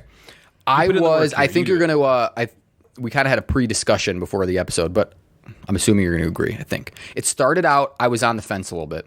It started out a little slow for me. Yep. And I was like, okay. I'm with you so far. This seems like this is going to take forever and nothing will be fun. Yeah. Right? Yeah. Where I was like, all right, well, I can only do one. I'm doing one thing. And now I did 2 things, and now I have to take the action to add that tile to my board. And now I'm running out of those. Like, am I ever going to complete tasks? Am I ever going to be able to do things? Mm-hmm. And then my opinion shifted about halfway through. Yeah. And I was like, I get it. Like, it clicked all of a sudden, and things started picking up. You're getting more action tiles. I can do more things. I can trigger all these things to happen on one turn, and it was just rolling. So almost at the halfway point, I wanted to just start over. I wanted to be like, okay, I get where the game is going. I get how to do things now. Let's just restart. Because the back half of the game was so awesome that it made me want to play right then. Right. Play again. Yeah. And my wife was the same way. It probably took her 80% of the game to go, all right, I like this. Mm-hmm. Like, I know what I'm doing. She did very well at it. She didn't think she was doing well, but she did really well. And she won. And go Dash. So it was, with it slow starting, I didn't know where it was going to end up. But now that I knew where it was going to end up, I liked it. Like, I don't want to say, well, I'm never going to play it again for the beginning, because now I know where it's going to end up. You don't stop what you're doing, because what happens at the end? Yeah. You like an apple? No, eventually it'll be a core. You like red wine? And I loved the little mini game of placing those tiles onto your game board. I thought that took really fun planning, but also was just like tense, where I'm like, how can I not get exactly what I need? Yeah. Right? You can't get everything you need tile wise. Yeah. So you have to do your best with the tiles that you can get. Yeah. And then placing them, I might get 4 ship tiles, but I really need the other tile. I really need 2 of the guardian tiles. Right. So if I get 2 guardian tiles, now I'm only getting 1 ship tile because I have to move it. So I like that decision. That reminded me of Trajan, because I had more control. I have a little bit of control over my actions, where in Trajan you're picking up But you can't just do anything you want. You can't just do anything you want. Right. And same thing with, I think it falls in between this and like Amerigo for me. When Amerigo was like, well, who the hell knows what I'm going to be able to do this turn? You throw the cubes in the tower. Yeah. Even though I'm throwing the green cubes in, hopefully one green is probably going to come out, but it might not. Cube will come out. So it has a little more strategic planning. Amerigo is, I think, a little more like tactical sometimes. Yes, like right away, you got to make your decision. Yes. Trajan, I can plan a handful of turns in a row in Trajan, and this was probably somewhere in between. Daniel, I was talking to Daniel real quick from the game table about this, and he's the Feld genius. That's like his man. I think he's played literally every Stefan Feld game. He said that this was to his mind, the heaviest of all the Feld games, and one of the reasons he said that was because he's like, you can basically plan your entire game from the very first turn of that game. Yes, of the game. Everything is known. I didn't realize that. I didn't think that way in our play, but so he's played it multiple times now, and he's like, the more I've played it, the more I've been like, okay, you can pretty much go, here's the tiles I have that I can be able to use. You can like plan out and map it all out. Mm-hmm. And he's like, that creates such big, heavy, strategic, kind of. That might be a turnoff to some people who say, well, now I don't have these tactical moves. Mm-hmm. Like, I don't get that surprise move. Mm-hmm. But I think with the cards, with the gnome specialist, those might rotate, or someone buys the one card, or I know I'm not going to play this game enough to know what I'm going to do every single turn. I'm not like that. I don't think that way, because people are talked that way about Terra Mystica. You got to draft the factions, or else it's too imbalanced. And I'm like, I would never play the game enough for that to ever be a thing. Yeah. I also, I really liked that for all the Feld game. Feld is known for these point salads, right? That's always been his thing. I didn't feel that this game was super point salady. No, right? it wasn't at all. It was also like what I don't know if you remember. What was the score for your game before end scoring? Before end scoring, almost nothing, I had right? I think I had like 15. Yeah, 15. Yeah, so you were way low, Well, but we should have had lower because we scored Yeah. something in game that we were supposed to have scored end game. okay. Oh yeah, we scored those common tasks in the game. Oh yeah, you score them at the But end. yeah, so we really probably would. So yeah, had, like, I think Devin and I had about Yeah, under 6 10. or 7 points Yeah. going into the end game scoring, and then all the end game scoring was not like, oh, you get a little points for this. No, you and a had little to points for actually this. try. You get the points on your board, and all the Yeah. points were there, so it didn't feel as hectic, which I do like. The Trajans and the Burgundies, where you're just like getting points and points and points. Yeah. Yeah, that This one feels felt good. more structured, so You got to work for it. It felt like a Feld game as I was playing, but as I was scoring, didn't feel like a Feld game. So I like that he's doing some stuff, right? Something He's different. still Very different. keeping it fresh for me. Also, rules explanation. Devin and I finished in maybe slightly under 90 minutes. We were right at 90 minutes. Whoa! Oh wow. I don't know how We long were. ours took. Devin also is quick. Devin makes just moves. does her stuff. Yep. Devin Yeah. makes, especially on our first play, she just like makes moves. Okay. Yeah. And that is a great thing to get back to the table. Yeah, for sure. That we can play it in 90 minutes. That's good. My only like nitpick, I think, and this comes with just playing it more. The iconography is kind of weird. Yeah. I hated that on the board. Yeah, like when you're looking agreed. at the It's actions, you're like, confusing. "What does Yeah, this mean?" They're weird, and then I the didn't like different that at all. symbols for like the Guardian colors didn't stand out to me on the cards themselves. Because one of the special cards is like this Guardian gets you double the resources. Yeah. But I'm like, is that the gray one or is that the Yeah, slightly Same with yellow the tile. one? Right? The bonfire They're a tile said little that too. She's off. like, "You think this Gray? is the gray Yeah. or the neutral?" Yeah. So I wish those were a little more distinct. I had to look up quite a few things that I thought were confusing. Iconography is a hard thing to do really, really well. yep, it's hard to get right. But yeah, well, let's. What did Very you guys good. Yeah. think? Why don't you start, Me? Natalie? Yeah. Well, I mean, I haven't played all of the Feld games, but I think this is the hardest one that I've played. Can for I sure. ask you a question before you start? Yeah. Okay, this was Natalie made a resolution. I want to give you props for this. You made a resolution a couple Hell yeah. episodes ago Hell that yeah. you wanted to learn and teach games. So can we go back slightly and you tell me That's how right. learning the go game back went? slightly. How just move back slightly. How did learning the game go? How did explaining it to Ryan go before? I don't want to dictate what you tell me, but that's what I Yes, want you to tell me. That's true. I fulfilled one of my resolutions. Wait, once She's and done. done. One. I wanna learn one game and I wanna explain it to I'm one game. working on Yes. it. I'm gonna No, do that was one great. push up, and that's now I've And done this more was like a workout. real game. You're not explaining the fuzzies, which we'll talk Right. Yeah, about right, later. right. Yes, good call. Well, yeah, I decided I wanted to play this one. I wanted to learn it. Ryan's been like really busy doing a lot of stuff, like having people test his game and doing other things with Which the is also gateway. resolution stuff. Yep. And so I was like, I'll spend the time like learning this, so when we're ready to play a game, you know, we're ready to go, and he doesn't have to like spend hours doing this. So the first night, I punched it and I set it up, and So that good. took me like an hour and a half. It took so That happens all the time. long. That happens a lot. We usually it's me doing it, right? And Natalie will be upstairs doing something. I'll be setting, and she's like, "Did you know it yet?" And I'm like, "I just set it up." Yeah, he's Now like, I gotta just finished learn setting it. up. Yeah. So Yeah. there was like one night during the week, and by the time I was done setting it up, it was like 10:45, and I was like, I'm gonna go to bed.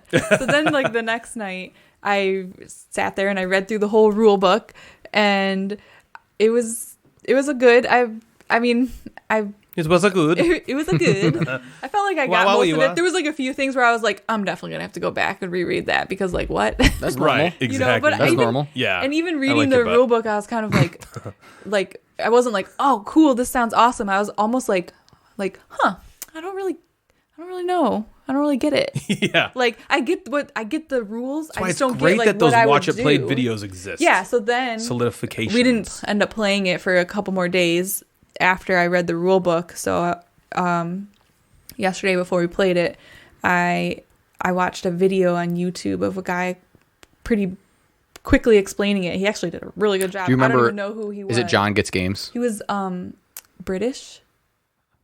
Okay. Oh, He was like it an was probably older Paul guy. Grogan. He has It's like probably Paul grayish, Grogan. dark Paul Grogan's hair. good. Paul Grogan. I think I sure. watched the Only, John like, Get 20 Games minutes, video, and he's I great skipped too. the setup part because I already did it, and so it was like really like 15 minutes of him just explaining it, and I felt like he was very concise and clear, and I thought that like just solidified all the rules. Yeah, it's got to be and- Paul Good. Grogan. Yeah. So that's good strategy if you're out there trying to learn board games. You know, reread things, set up the game, Right. watch a video. Videos. These games to can be so solidify. daunting. You know, sometimes now I've read enough rule books where I can just read it and I can visualize some stuff. Yeah. But man, if you're first starting to learn games, like Plus, that's a great game strategy. like that, like Bonfire, who Daniel from the game table is called the heaviest of all the Feld games. You're gonna probably forget something. You'll read it and you'll understand it, but then you'll probably forget something a little, Right. here and There's there. So a if you time- watch a video, that video can be like, oh right, that thing. like, I gotta would've remember forgot that one. Now I get it. Or sometimes you were like, what does this symbol mean? And I was like, let me see. Right. Oh, that's right. It's the diseased garden that's penis right. symbol. Of That's course. right. Do you remember what that is, Natalie? Yes. It's this thing your dad got you. Okay, so what do you think about the game now? Anyways, I had very similar thoughts as you. At the beginning of the game, I was kind of like, what is going on? What am I supposed to do? I didn't really get, how things were going to progress and I don't know. I just didn't know how things were going to like work out. Yep. And then, and it was difficult and it was like hard and confusing. But then towards the end, when things started coming together and things started clicking, it was awesome. Like, we both had some really awesome turns.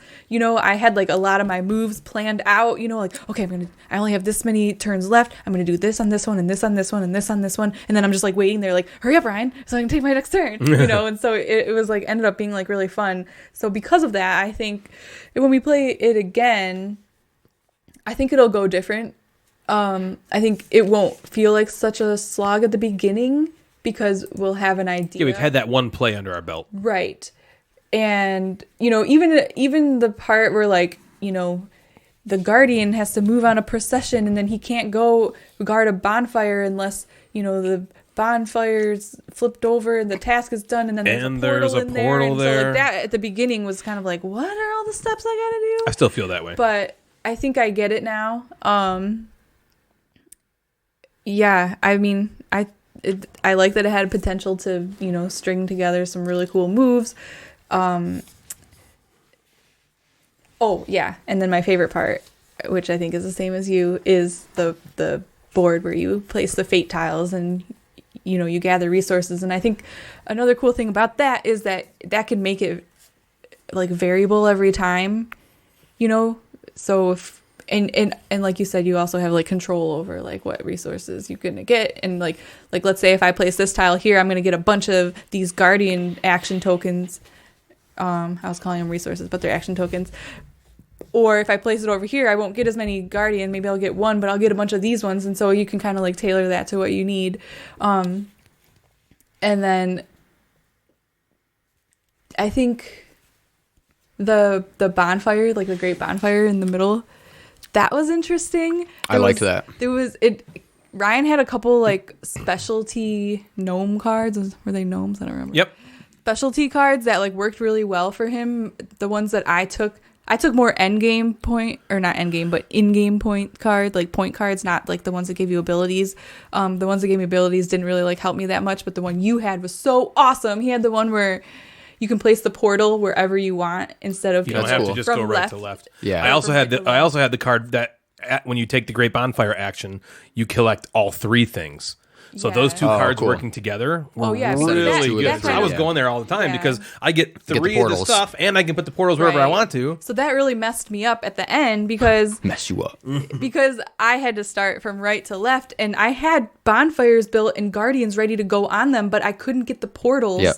there. And Yeah, then, because like, you build the pass left to right and you build the portals right to And left, which I even thought had, was like, a cool thing plan. also. We were like, okay, I have all these purple action tokens, so I'm going to move to where I need to go. And then Ryan took one of those high council actions where you can put the bonfire anywhere you want, and he literally put it in the one spot that made the next one I needed the farthest away. I didn't know. And like, then I like couldn't get it. You'd have I done it know anyway. It wasn't on purpose.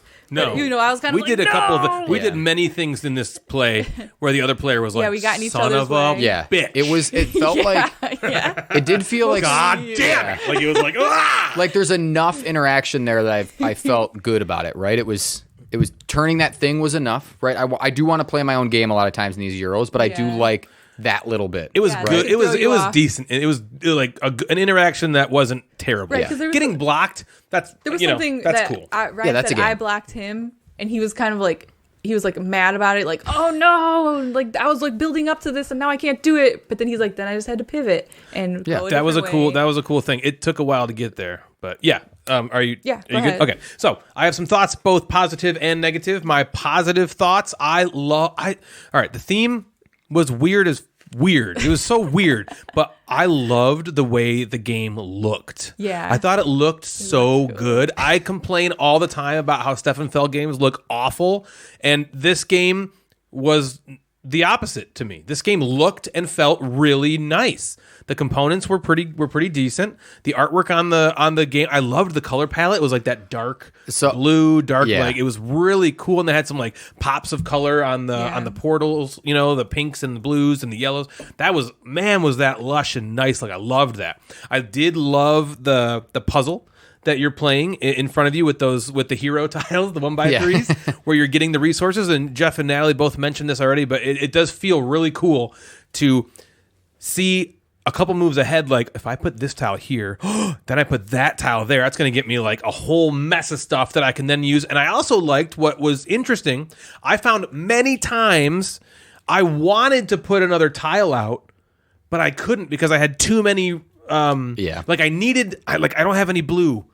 Which move you? I was like, I don't have any of those, but there's one on this resource tile that I can put out, but I can't put it out yet because I have more than one. Yeah, unless you want to discard it, and you're like, I can't discard actions. Just discarding them is like so like no, you don't do that. So it was really interesting finding ways to get other stuff done to that's going to help you enough so you can get that new tile to come out to get more resources. I really liked that puzzle. I loved the High Council. That was my favorite.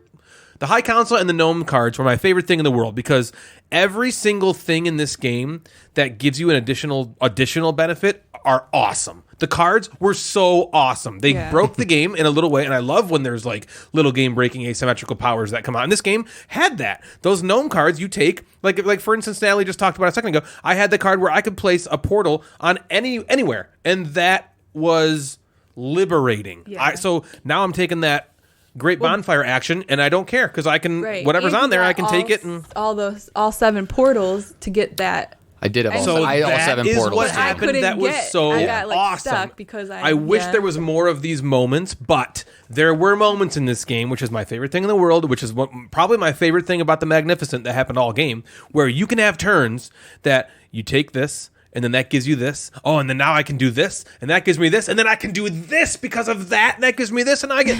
Oh my God, did that feel cool. And so Jeff mentioned 50% of the way through is when it clicked for him. For me, it was about 75%.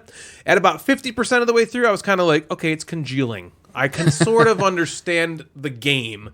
The first 50% was like, what the hell is happening? Yeah. The game was playing me, and I even said that out loud. Yeah. I was like, the game was just playing me. Yeah. Which was fine. I was like going through it and learning it. And then 50% of the way through, I was like, oh, I think now I can make a decision that influences what I do. And then 75% of the way through, I was like, oh yeah.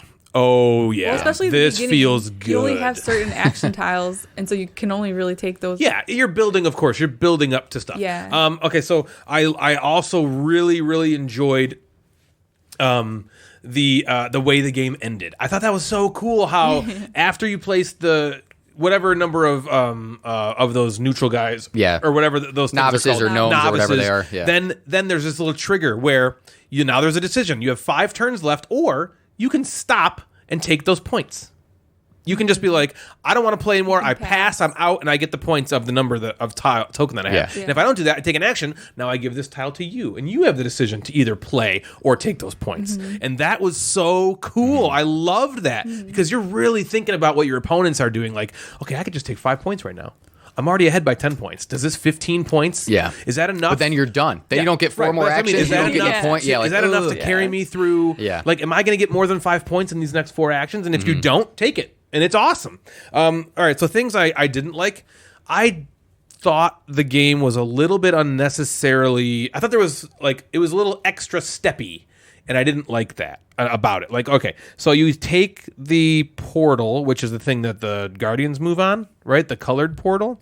Is that right? There's the pathways. What's the one the Guardians are moving on? That's the path. Yeah, they're pathways. They're called something else, but they're the pathways. portal are the little tiles. Little Okay, shaped so you're ones, placing the pathways for the Guardians to move, and then you also have to make sure that you don't have to, but you want to make sure that you get a a bonfire tile that matches the color of Yeah. that path so you can get the extra points. Then you also have to worry about getting a portal that goes in the middle of both of those two things. And then you also have to make sure that you have the guardian there to move into the portal, through the portal, to get the bonfire so you can get the points that's underneath the novice that you're using to then put out Yeah, I was it's a like, little this is overly just like, complicated. why is there so many steps? And The theme is they're traveling through the portal and they're like, they're it makes protecting the sense. bonfire. It makes Right, it does yeah. make sense, Yeah. like weirdly, thematically, it makes sense Sure, it's that you weird. do need the portal there to have the path. So I get that, but I felt like they could have removed the portals completely, and it would have been awesome still. Yeah. Because I know you talked about how you liked that you put the paths from left to right and the portals from right to left.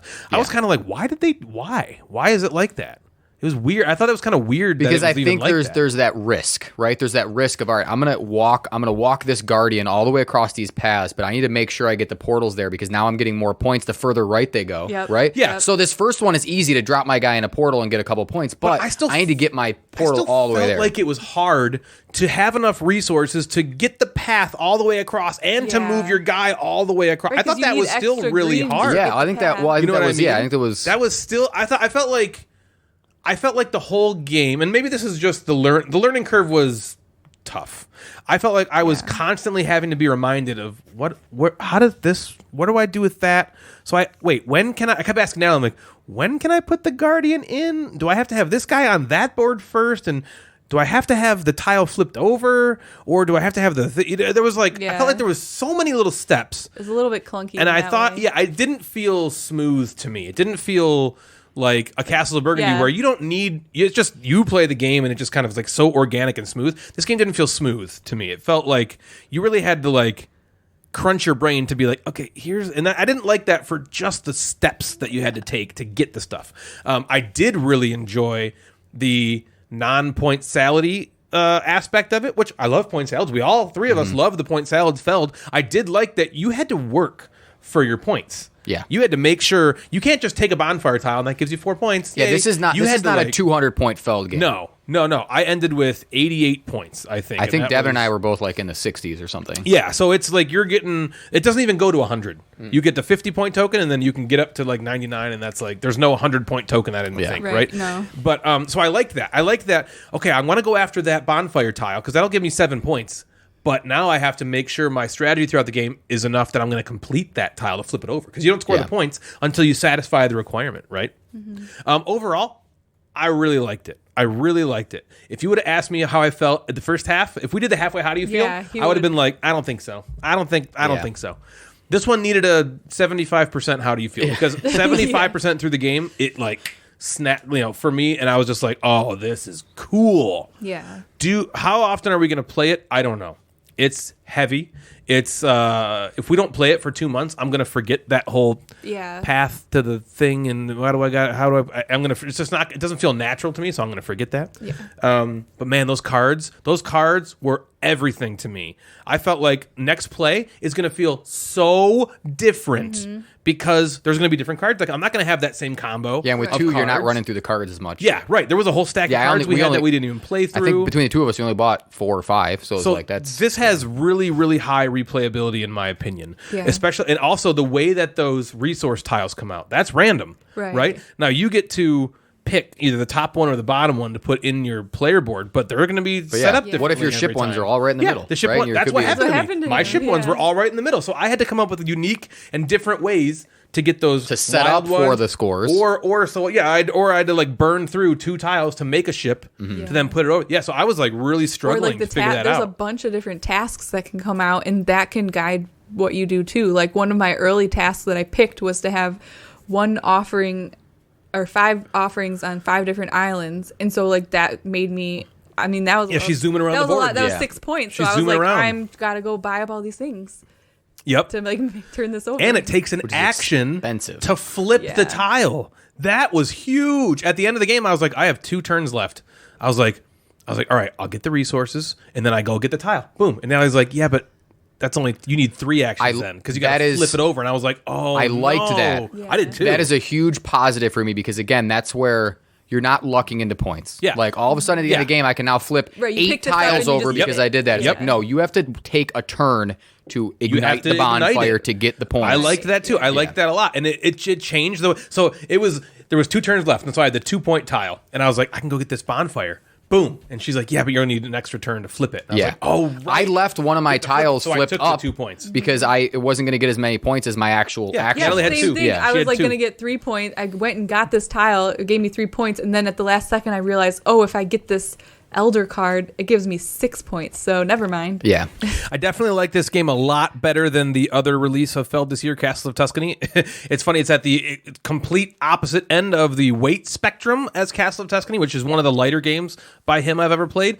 This was really good. I enjoyed it. It'll probably stick around in our collection. It might eventually go, just because I don't see it hitting the table as often as a Castles of Burgundy or even a Trajan or a Carpe Diem. Right, for So us. where is this? So you like Carpe Diem better than this? I think Carpe Diem has a better chance to be played than this. Okay. I don't necessarily think it's a better game. Do you have a rank? Are you throwing it? And is it a? I think right now I feel like it's- we wouldn't have to play it again. Yeah, right now I Yeah. think it's at the back end of the ones. I mean, I definitely don't like it, but I mean, Castle of Burgundy is Castle Well, of yeah, Burgundy. Castle- Trajan is also like, I mean, super great. Really good, yeah. Amerigo is also Yeah. like, we loved Amerigo. So I think it'd be toward the back end, but I thought it was really good. I did. I think it's in the 10%, the 10%. Yeah. It definitely is in 10%, 10%. It's a good game. Very good game. So that's Bonfire by Stefan Feldkondom. Okay, so last year I was a Kickstarter monster. I backed so many Kickstarters, they finally started producing their own energy drink they called Kickstart, which Natalie and I use to Kickstarter energy every day so we can get back and back more Kickstarters. Well, one such Kickstarter game was this beautiful looking card game with transparent cards called Canvas. Man, this game looks good. One thing about me is I fall for hype pretty easily when it comes to Kickstarters. I see something shiny, and the fact that it's like 400% funded, and I want to get on board because, hey, everyone else backed it, so why shouldn't I? And it was only like $50 for the complete all-in bundle. And I'm telling you that is also a recipe for me. And I would guess for a lot of other people out there as well. If it's $50 or less, if it looks awesome, and it has a ton of people backing it, that is a recipe for me to auto-back without doing a ton of research. You know, it's a low risk kind of game. I looked very briefly at the campaign and was like, yep, this is for me. This is for me. Well, it showed up the other day, and man, was the box cool looking. It even comes with a hole in the back of the box, so you can actually hang it on the wall and display it, which I thought was really cool. The game is made up of a bunch of transparent cards. Think like Gloom, if you played that. Each with a different little piece of artwork on them, and the point of the game is you're sticking 3 of these cards together in a sleeve to make pieces of art, like you're making artwork. There are so many cards, so the combinations really do seem endless. The trick is that the heart of the game deals with satisfying these goal requirements by matching symbols printed on the bottom of every one of these transparent cards. The symbols come in, I think it's 5 different colors, and each card has some number of these symbols on them. So if you take a card that has the yellow symbol that you need to satisfy this goal, another card might have the red and blue symbols you need, but they might cover up the yellow symbol when you put the cards together, because there might be another yellow symbol you don't need, right? So you're sliding all these 3 cards together in a sleeve to do this. And there's a bit of a trick in figuring out which cards you want to put together and whether they need to go in front of or behind other cards. The player with the most points is the winner, and that's Canvas. So what I liked is everyone's going to have the exact same like for this game, whether you played it or not. It's beautiful. It's gorgeous. It's just incredibly awesome looking to look at. Looking at all the cards, it begs for you to take pictures of it, which we did. The components are really cool. The Kickstarter version I came with has these wooden components, but normally it's just got, the regular cardboard punch outs, and those are fine. They're fine. Mm-hmm. And I loved that. I really loved all of the game, like looking at it on the table. It's got table presence. It looks really good. It's got little easels, right? It's got little easels, which are not Kinda very useless. functional. Yeah. You don't really want to use those. They not suck. much can stay on. Things I didn't like. Everything else. The game is literally just about icons on the bottom of your cards. The artwork means nothing. It means nothing. It can help you get ensconced a little bit in the theme if you want to, use the theme, and it's pretty to look at. But as far as gameplay goes, it could literally, it means nothing. Yeah. Right? The artwork has nothing to do with the actual gameplay. I've said that same exact sentence about 6 times now. I think you guys understand. I get it. Got it. There's 5 or 6 goal cards or something that come out, and these goal cards just say, if you have the triangle symbol, if you have the pound sign symbol, and if you have the swirly symbol on your cards, you'll get 5 points. And you can only make 3 pieces of artwork throughout the game. So it's really 9 cards because 3 go in each sleeve. Yeah. And so you're basically, all you're doing on your turn is you're drafting cards from the center row, and you're drafting them based upon, okay, what card satisfies the goal for me? Like, I already have the triangle symbol. Now I need the swirly symbol. Oh, it's on that card. And you take it and you put them together to try to because when you put them in front of each other, the symbols are going to match up, right? And so you put them in a sleeve. And man, was that boring. That was, it's like seriously, they were like, we just made this work of art. Let's put a game on it. Yeah. Let's slap a game on it. And the game is like the most uninspired. I mean, it's just like, it must have taken them 5 minutes to come up with this. It was so dull. And I was so mad because I wanted so badly to love this and hang the box on the wall and take it down and play it, and for it to be this new gateway game. And I don't want to have to make myself come up with ways to kind of make it fun. Like I kind of was like, I put a post out that was like, I don't like this. And Sam McMeeple was like, what if you played again, and this time, every time you put cards in there, you're telling a story about what the artwork's like. And I was like, okay, I don't want to have to. You were like, what if you do that when I send you the game? I don't want it's yours now, Sam. Yeah. No, actually, I'm going to send it to Gabi because it has a solo and he wants to play it. Oh. But anyway, but exactly. I was just kind of like, I don't want to have to do things on my own to make the game better. Yeah. And I got to make up a story just to make it not terrible. I have enough games in my collection that are really good that I want to play again. This game sucks. It does. I don't know how to mince it any more than that. It sucks. It's boring. And I think, Jeff, you're going to play it, and I think you might think it's a little better than I think it is, because I had these high expectations from myself. Yeah. And it just dashed into the ground. Once I realized the art meant nothing, everything else made me mad. Everything else. Yeah, because I got mine a couple days after you played it. And I was kind of like, oh, cool, Ryan got it. Ryan got his. I'm like, great, I'm going to get mine soon, and it's going to be beautiful. And then you played it almost immediately. Yeah, the day you were of. like, this is fucking awful. And I was like, I know, I'm sorry. Oh, should I just return to sender mine right away, I want you to or play what? it because you and me, I think you and Natalie, I feel like are simpatico when it comes to game thoughts. Sometimes you and me are a little bit, we have different tastes a little bit. I would wager to guess you're going to feel mostly the same. It sucks. Yeah. And I feel, when I thought about what you said just now, it made me feel when I played Fog of Love, and in that game you have to be the characters. And what would this, this dude with tattoos and a mohawk, how would he act during this situation? But it's no, that doesn't help win the game. I don't need to. I don't want to play. I don't want to. You don't want to role play. I don't want to do that. Yeah. I want to put workers on a space and get resources. That's what I want to do.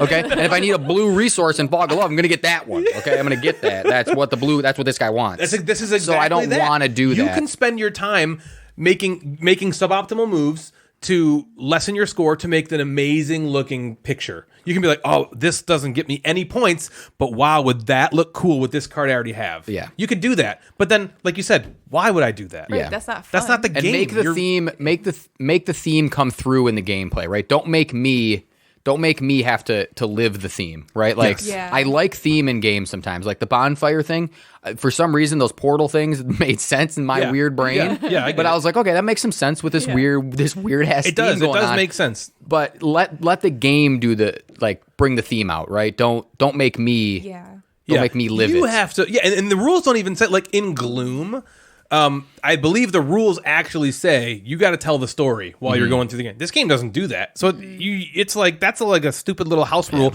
just to make the game suck less because you like the art. Right. You know what I mean? Because the art is outstanding. You're gonna look. Yeah. You're gonna put this game out if when you play it, and you're gonna be like, oh my god, I want to love. This is really awesome. The player mat is this it's not just a board. It's what's it made of? It's like a cloth. Is it cloth kind of thing? It's cool. Like a canvas. And you unravel it. Yeah, it's like a okay. It's a canvas. Okay. All right. So oh god. Natalie wins. All right. Natalie, what did you think of this game? Over. Canvas? Yeah, it's over. Oh my god. The game sucks. So, Oh my god, stop saying sorry, that. Natalie. What do you think? This game sucks. That was awesome. No, I agree. It seemed so cool, like the art, putting the artwork in the little sleeves and creating a whole new Super cool. artwork. Right. That sounds so Fun. awesome. But that's the only cool part about it. And it's not even the game. Yeah. That has nothing to do with the 100% game. agree with you that somebody was like, this would be so cool. Let's make a game out of it. And then the game part is just like not fun. It's just not. You know, it's just, it seems like, I don't want to be mean. Be mean. But like, it seems They're not like, listening. you know, Yeah. just like a crappy little game that somebody just like picks up from Target. It's not like a game. Yep. And so there's really just nothing to it. It's not fun. Like the only appeal is this artwork. Beat it And down. that's it. I think a lot of people are going to apologize for the game because of that. They're going to be Yeah. like, well, the art's so good. You know, the game's actually a nice little Yeah. filler. It's just a little filler game. I thought that too, even like right after we played it, because I thought that was so cool. Like, look at this cool artwork I made, and then it even comes up with like a name. You did make an awesome. You know, and you made it's a called really this, cool and I'm one. like, that's awesome. So I was like, maybe I would play this, and then I'm like, no, I wouldn't. No. This game wasn't fun. the game And itself. first of all, those clear cards that's not new, right? You have Nope. like Custom Heroes. Custom Heroes put does an it. amazing game behind Right. theirs, Yeah. and then there's another that there's like a 3-set series of those games, and I can't remember the card crafting system. Yeah, right. The game. That's Anyway, going to drive me crazy. But yeah, go ahead. insert name here. Vale. Mystic Vale. Yeah, so they've created these card crafting systems. So even that's not new, Right. I right? think that so anybody who thinks that like the novelty will wear off quickly because the game just isn't fun. Like once that Yes. gets like not so There's awesome no way you're going to be anymore, like, oh, I You're can't not wait gonna to wanna put play the it. yellow and the red one together. Oh, this card doesn't do it right, but it looks so cool, so I don't care if I get less. No. right.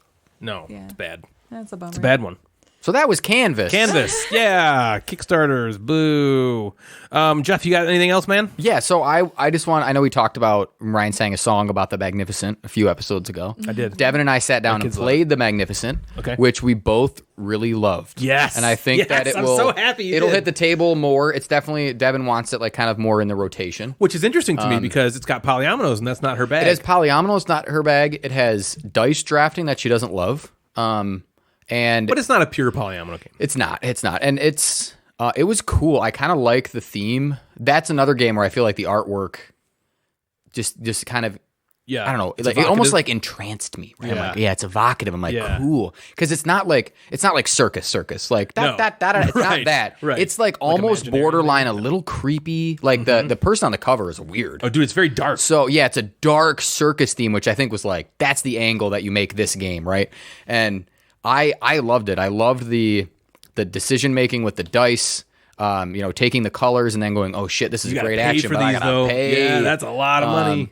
It was very fun. I'm looking to play it more, and it also felt really tight. Like toward the end of the game, it's like, I gotta run my 5-act show, right? Yeah. And then all of a sudden, Devin goes on that 18 cost thing, Yep. and I'm like, oh, You're well, now like, I gotta oh, pay how can I 20, do and I it? can't No, do yeah, it, it's right? more, And I right. love that you have those gems to adjust it, so you don't. I never felt cornered. I never too. felt Neither. awful. It was just spending a little more to do the action. So if you like a game like Coimbra, it just was a good. If you like dice drafting game, I think this is a solid addition. And I feel like, and maybe it didn't. I felt like it flew under the radar last year. Yeah, in 2019, kinda.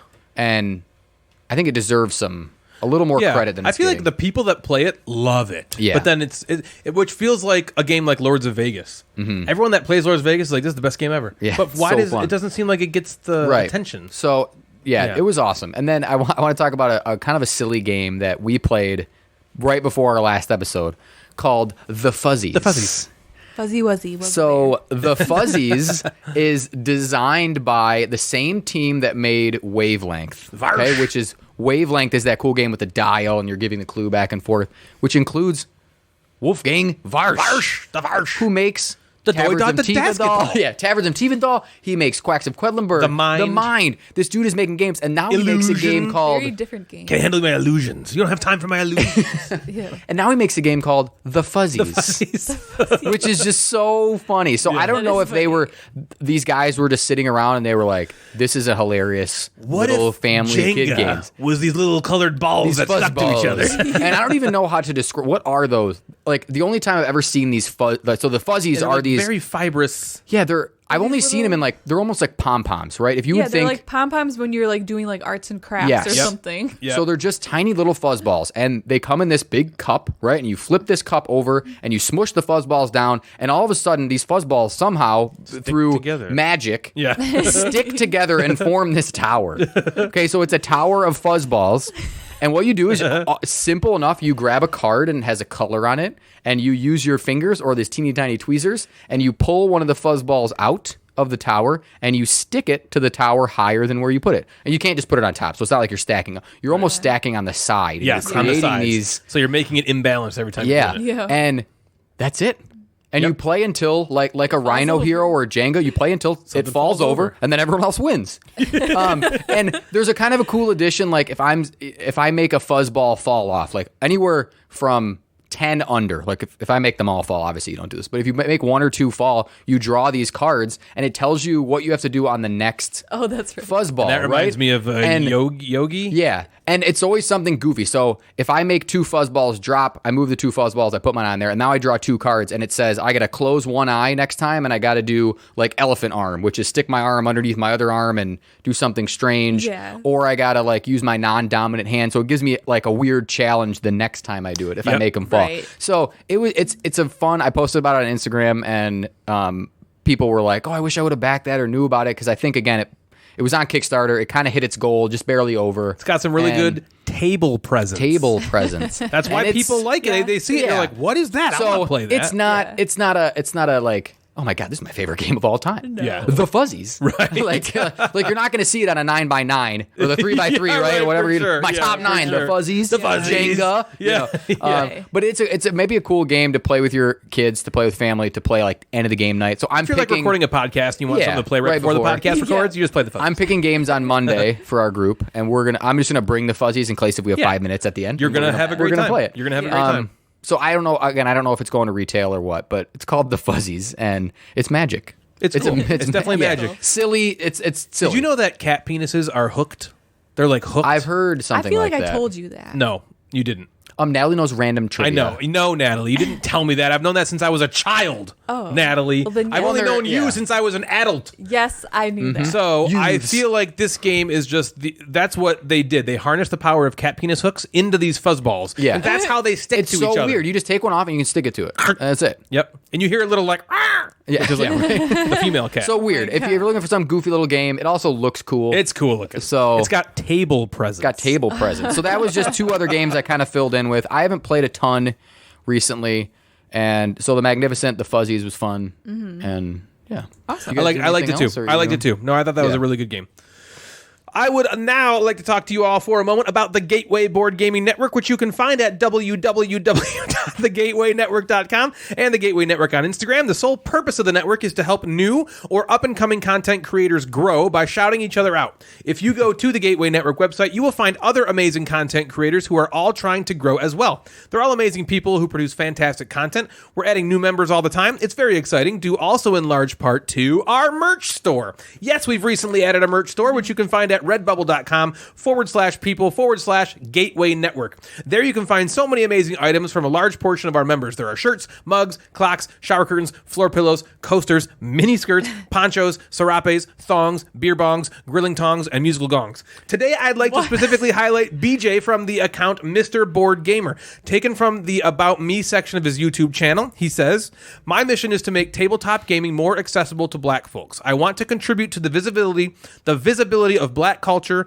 identities, personalities in the global tabletop community.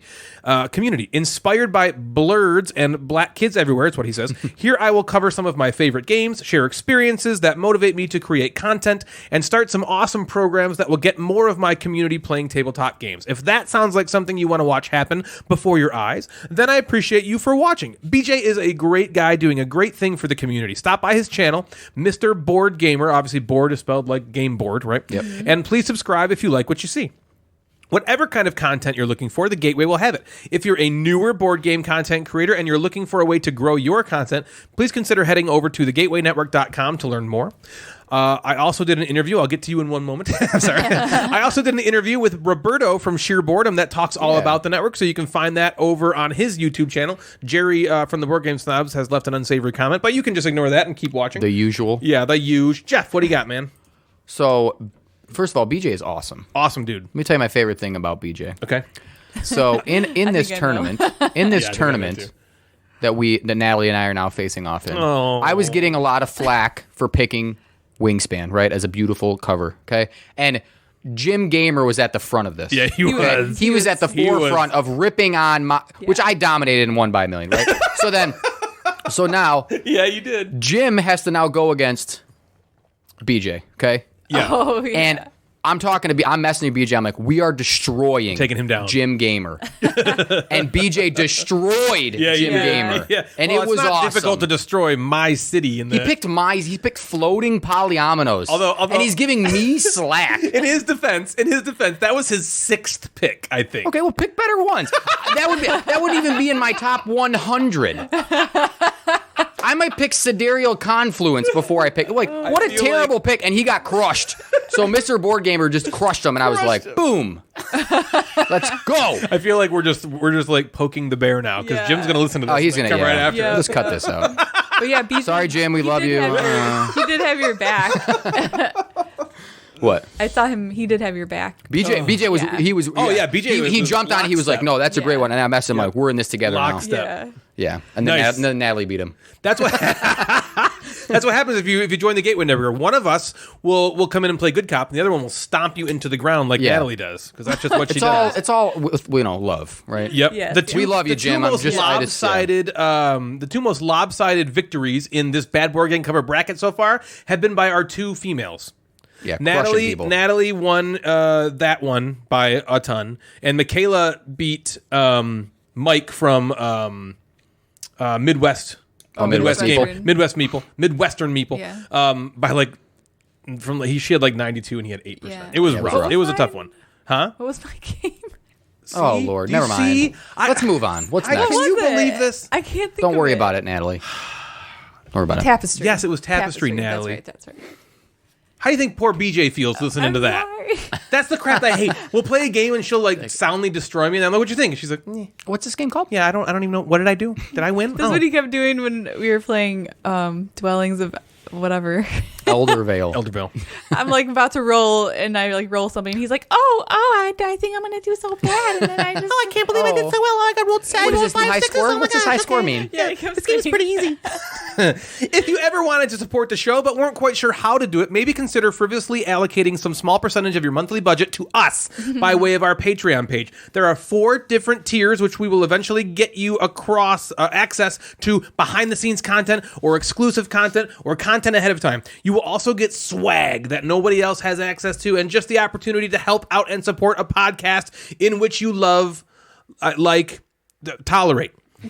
We have 6 amazing patrons so far, and they are Emotional Cyborg, Yay! Jim Gamer, Yeah, Jim. Oh wait, take all that stuff I said about Jim. Never mind. Jim is amazing. Have you ever met a British person you like more than Jim? I have not. Jim Gamer. Jim Gamer says, I'm gonna over to what? I'm gonna pledge £8,000, which in American dollars is like $3. I'm just kidding. I think the pound is I know like it's way more than that. Anyway, Mr. Days Lewis, Yay, Lewis. Mr. Measles, The measles. Kevin, Mick Dave Mick, McDave, yay. Beautiful new home. and Swoozle. Yes, the Yay, Swoozle. the Swoozle. Thank you all Thank so you. much for support, you suckers. Without further ado, we have finally arrived at the segment of the show that focuses on you. Don't say I never did anything for you, you narcissistic jerks. Come into my show, stealing the spotlight from me. And now it's time for the Instagram inbox with the Mad Board Gamer.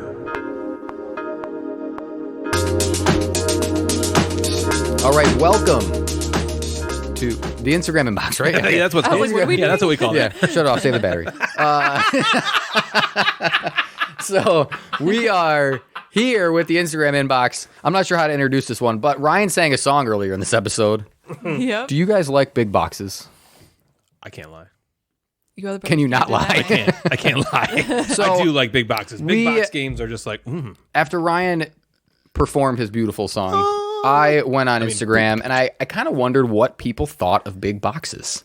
So I just went and I said, tell me something about big boxes. Yeah. Maybe your favorite, maybe a joke. What do you think about them? And Ooh, I like that you left it open-ended for this. I got Just some- whatever happens, happens. I got some people have some feelings Oh, they do? about big boxes. Okay. You know, like some people immediately were angered by these Wow. thinking about large boxes. So I want to talk about a few and chime in. I want you guys to like chime in when you think about big boxes. we need to have a So therapy session with some of these? Let's talk about what a big maybe. box is, right? So I think of a normal size box as something of like any of the T games, normal size box. Yep. Terraforming Mars is a Coimbra. normal size box. The Coimbra box is normal like, box. boom. Sagrada is one of those boxes that are like a little skinnier, right? Or Yep. thinner. I don't know which direction it is. yeah, but a little- Underwater Cities dog. being... So there's like Underwater Cities, Lorenzo, I'm just looking at these. Keyflower, Yep. Orleans, that's the size of a box. That's normal. And then you get those the little wider ones that are Terraforming Mars or Zolkin or Yep. those things. Yeah. Anything bigger than that, I'm considering that's a big box. Like, Yeah. wow, that's Yep. a big box. Yep. So I'll agree with that. I asked people, what's their favorite, and some of the big box games that came up. So Funhouse Imp on Instagram Okay. talked about the game Fleet Commander, the game GKR, which I had to look up. Do you know anything about this game? No. So I looked up. It's literally just GKR. I haven't thought heard it of was in either of those. initials. I had to like Google it. And the game Hate. Have you heard the game Hate? Yeah, Hate. Well, Okay. Hate's a CMON game, right? And that is a massive box with awesome minis, Yeah, right? yeah, so yeah. those were like her favorite. These are huge boxes. And she GKR? we kind of talked about how these big boxes, they have to have good minis, right? Like they're mini based. So if you're going to have a mini Right, that's why the that's, box is so that's big, 4 inches likely. tall or 5 inches tall, you got to have this massive Sure. thing. Yeah. Sheer Boredom said, there's something super perverted here. I just haven't made a connection yet. So Yeah. he's still thinking about it. I told him if he figures out a joke or something to just let me know. Very good. He's got some big boxes in his collection. Fantasy and some flights. The hatred started to build here. No. They said, Oh. I hate huge boxes. What? My shelf space is limited. Yeah. Also, fuck Splendor's box. Whoa! All right, here's why he's saying that. He sent did me a go into picture. it? He sent me a picture. Splendor can literally fits fit in the bottom into left the corner. palm of your hand. Yeah. Okay, and it's the size of Sagrada. Yeah. It's a box that isn't a big box, but it's way too big. If you take the For insert out, what's inside yeah, of if you take it, the insert out, it fits in the bottom, a little like left-hand corner. Yeah, Yeah. I think he sent me that picture, or Yeah, he it's took probably it. the board game. Yeah, Right, because you It's just- bought that little like wooden thing to Yeah, put I bought a it in. wooden thing from Etsy. Look, it's on the front picture of Board Game Geek. It's when like you the go first to when one. you go to Splendor's thing. It's like their background. That's Yeah, funny. that's ridiculous. I wonder if is it's like it? the most liked picture. It's Probably. I got wonder it. if that, Yeah, like, you're right. Auto generates That's to that. really funny. It's actually on their page. CP Wilson really talks about like depending on the shape, right? Like how much that he'll like the game or want the game, because the shape can really determine, is it going to fit on the shelf? Yeah. Where do I have to Could put it? mess So maybe it everything can up. be big, long, but not big up and down. Yeah. So Okay. he's got a lot of thoughts on that Yeah, one. if it doesn't go into a calyx shelf, I could see the anger. Yes. Miss French Toast said any box can be huge if you're basically being wasteful. She doesn't want you to be wasteful. Right? If you can fit it in a Right. smaller box, like Splendor is a perfect example. Oh, okay. Right? If you can fit the components in a smaller box, you need to do it. Yeah. I funny. I You agree need to with do that. it. Okay. Yeah. You need the packaging engineer for those ones. Yep. Package. We actually talked about packaging engineering. It's like you read our conversation. Michigan State has the #1 packaging engineering school in the country. Go green. Really? Go white. Yeah, that's right. They Yeah, did you did it right. You did it right. Play It Solo says if it's a huge box, better have an insert. Yeah. Yes. Yeah. I'm with you. We just played Lost Ruins of Arnak, which the box isn't huge, but it's a big box. And that game needs an insert. Yeah, where you're There like is just, you're a foot away from getting to a components. Like you're like buried under things. or there's just usually if there's a big box, there's a ton of shit in there. Yeah. And so you got to have it organized in a better way than just baggies. Yeah. I even thought that about Bonfire. I was putting Bonfire away. I'm like, man, this is a candidate for an insert. Yes. You know what I mean? Yep. Midwestern Meeple also agrees with Sam. Just says nothing grinds his gears more than a box that is way too big, oversized box. Yeah. I like that idiom. Grinds my gears. Grinds my gears. Jim Gamer says We love him. The Dark Souls box That's a big one. makes loud farts. So we Not always even when you're love, putting it on, it just does it. yeah, it in just general. doesn't. Yeah. So Ryan is one that I've always remember is always saying whenever he puts boxes on or off, he says box fart. Yep. Box Yeah. fart. He says box fart. Yep. So that always reminds me of that. And then Emily M-Stop, Okay. said, you know what I think's going to happen this episode? I guarantee Ryan is going to say, that's what she said 500 times in this episode. While we're talking about big boxes or big things. Yep. And then, so we had I've been surprisingly tame this episode. You Yes. have. With both my innuendos and my fart jokes. Yeah. Even box They're fart coming just later, came up, I but I think. didn't even say anything. I have a whole segment. I think the Proud whole of you. game is going I to have be a all whole farts. segment. It's called That's What She Said. So we had a funny back and forth conversation about you, and it was basically that Natalie and I should make it a rule that you can't say anything sexual or anything like that all episode, and then Natalie and I just set you up over and over and not over, allowed to and you're say not allowed. Like it's in like The it's like The Office. Office. Yeah. It's like, well, you always that left me is satisfied. hard. Yeah. Yeah. You think you can go all day long? Yeah. Well, you always left me satisfied and smiling. You So, couldn't help doing it. that- That's what she said. That's what she said. Doing that would just be so funny. That is a cool idea. Don't do it. Yeah. But that's a cool idea. Gaming with Santana's. So if you don't follow them, he prints like amazing. Yeah. I know that inserts. him and Joe are always going back and forth Yes, with he prints awesome stuff on his 3D printing stuff. printer. 3D stuff. Yeah. The biggest box he His owns name is actually Carlos, by the way. yes, Carlos Santana. Carlos Santana, which Yeah. is a famous musician. Yeah. Wait, his last name's actually Santana? Yeah, his name is Carlos Santana. Yep. What? Yeah. That's crazy. I know, he's a musician. Is he a musician? It is. Carlos It's him. Santana? It's him. No. The biggest box he owns is Clank Legacy. That's a big one, unplayed. Yeah, still, that's a big though. one. Yeah, we got 5 of those. So, Emotional Cyborg said, they're either heavy and beautiful or stupid and inefficient. Okay, there's a lot of I this like that. inefficiency. Yeah. And she's Yes. right about she's definitely right about that. Yeah. Yep, and we were actually just talking about games that fit the punch boards, right? Fit all the punch boards, and then when you put it in there, they're like, look at all this wasted space, right? Yeah. Yeah. Kurt the Viking. Kurt might have gotten the most mad Ooh. about just I didn't know. not fitting on his shelf. Don't you dare make a box this big. Just like, so Kurt the Viking was lighting it Kurt up. the Viking he says, is our web they designer? are too big. He says, get the fuck out of here. He wants Ticket to Ride size games. right. That's the box Yep, size that yep, he I'm wants. with Board 4-2, like the number 4 and then the word Got 2. it. So much component inside, can't put everything back in sometimes. So even sometimes this person was like, well, you small. make a box that's big and then it's also still too small. Yeah. The original printing of Sekigahara, Jeff, was a box the size of the Hansa Teutonica box. Yeah. And all those blocks, you could not. It was like there was threads on Board Game Geek. They were like, how do you fit this back? And so they finally made a second edition to make the box bigger. Yeah. Yeah. Nestor talked about he has Harry Potter Hogwarts battle. And he just I says thought it's- you were going after he has Harry. He has Harry Potter Hogwarts battle. He just says that's a much bigger box than he would have thought. It's not like Gloomhaven big, but it's still just a big game. Yeah, sure. Yeah. And that reminded me of the opposite when I got Circadians, and I was like, why is this box so small? Yeah. This is so tiny. Yeah. A lot of people Did did this bring go up to that Willy Wonka thing where Yeah. it floats in a million pieces? a lot of people did bring up the Architects with the West Kingdom series, Architects those of the are West small Kingdom Paladins. Those are all that same circadian size. Yeah. And people Yeah. seem to love that because it's still like, that's a heavy game. There's a lot of stuff in there, but they somehow fit it in that little Isn't it thing. the same designer? Yeah, Shem Shem Phillips. Better Half Review talked about how Tidal Blade's box is just so beautiful, but just humongous and It's a terrible. coffin size. It's a big one. Yep. Mr. Measles says, I like huge boxes and I cannot lie. Nice. Yep. Zimv 2.0 hates big boxes, but her husband or partner loves these big boxes. She always buys small boxes, so they balance each other out. This is interesting that people have these opinions. Yeah, I there's- thought it yeah, would I be didn't more think so. dirty I'm very jokes and not interested. like I didn't hating on think- boxes. Yeah, I didn't think this was going to be such a visceral reaction. Dog Powered Vehicle also hates big boxes. People just hate them, right? Wow. Poor big Bulls and boxes. Boards at Gloomhaven works as basically a home gym. Yeah. You can for use sure. it as a home gym. Well, do you see Professor Meg? Yeah, she sat She's in always the- sitting. Yeah, she's like sitting it all in the there. time. I saw she said she sat in it and I know. her hips didn't even touch the side. It's a huge box. it's huge. And Yeah, she's it's a tiny huge box. person. Yeah, Just- right, you she's a talked small- about this she's a one small earlier, person. and I believe in the song too. Kyle DIY Board Gamer just says the Anachrony Infinity box is just intimidating, like an apartment humongous. building. He said he's Enormous. intimidated to even just break the shrink. Yeah, it's huge. Yeah. I still haven't transferred the old Anachrony into the new Anachrony. The old Anachrony box is enormous, and this Infinity box is Double literally that. 2 of them. Yeah.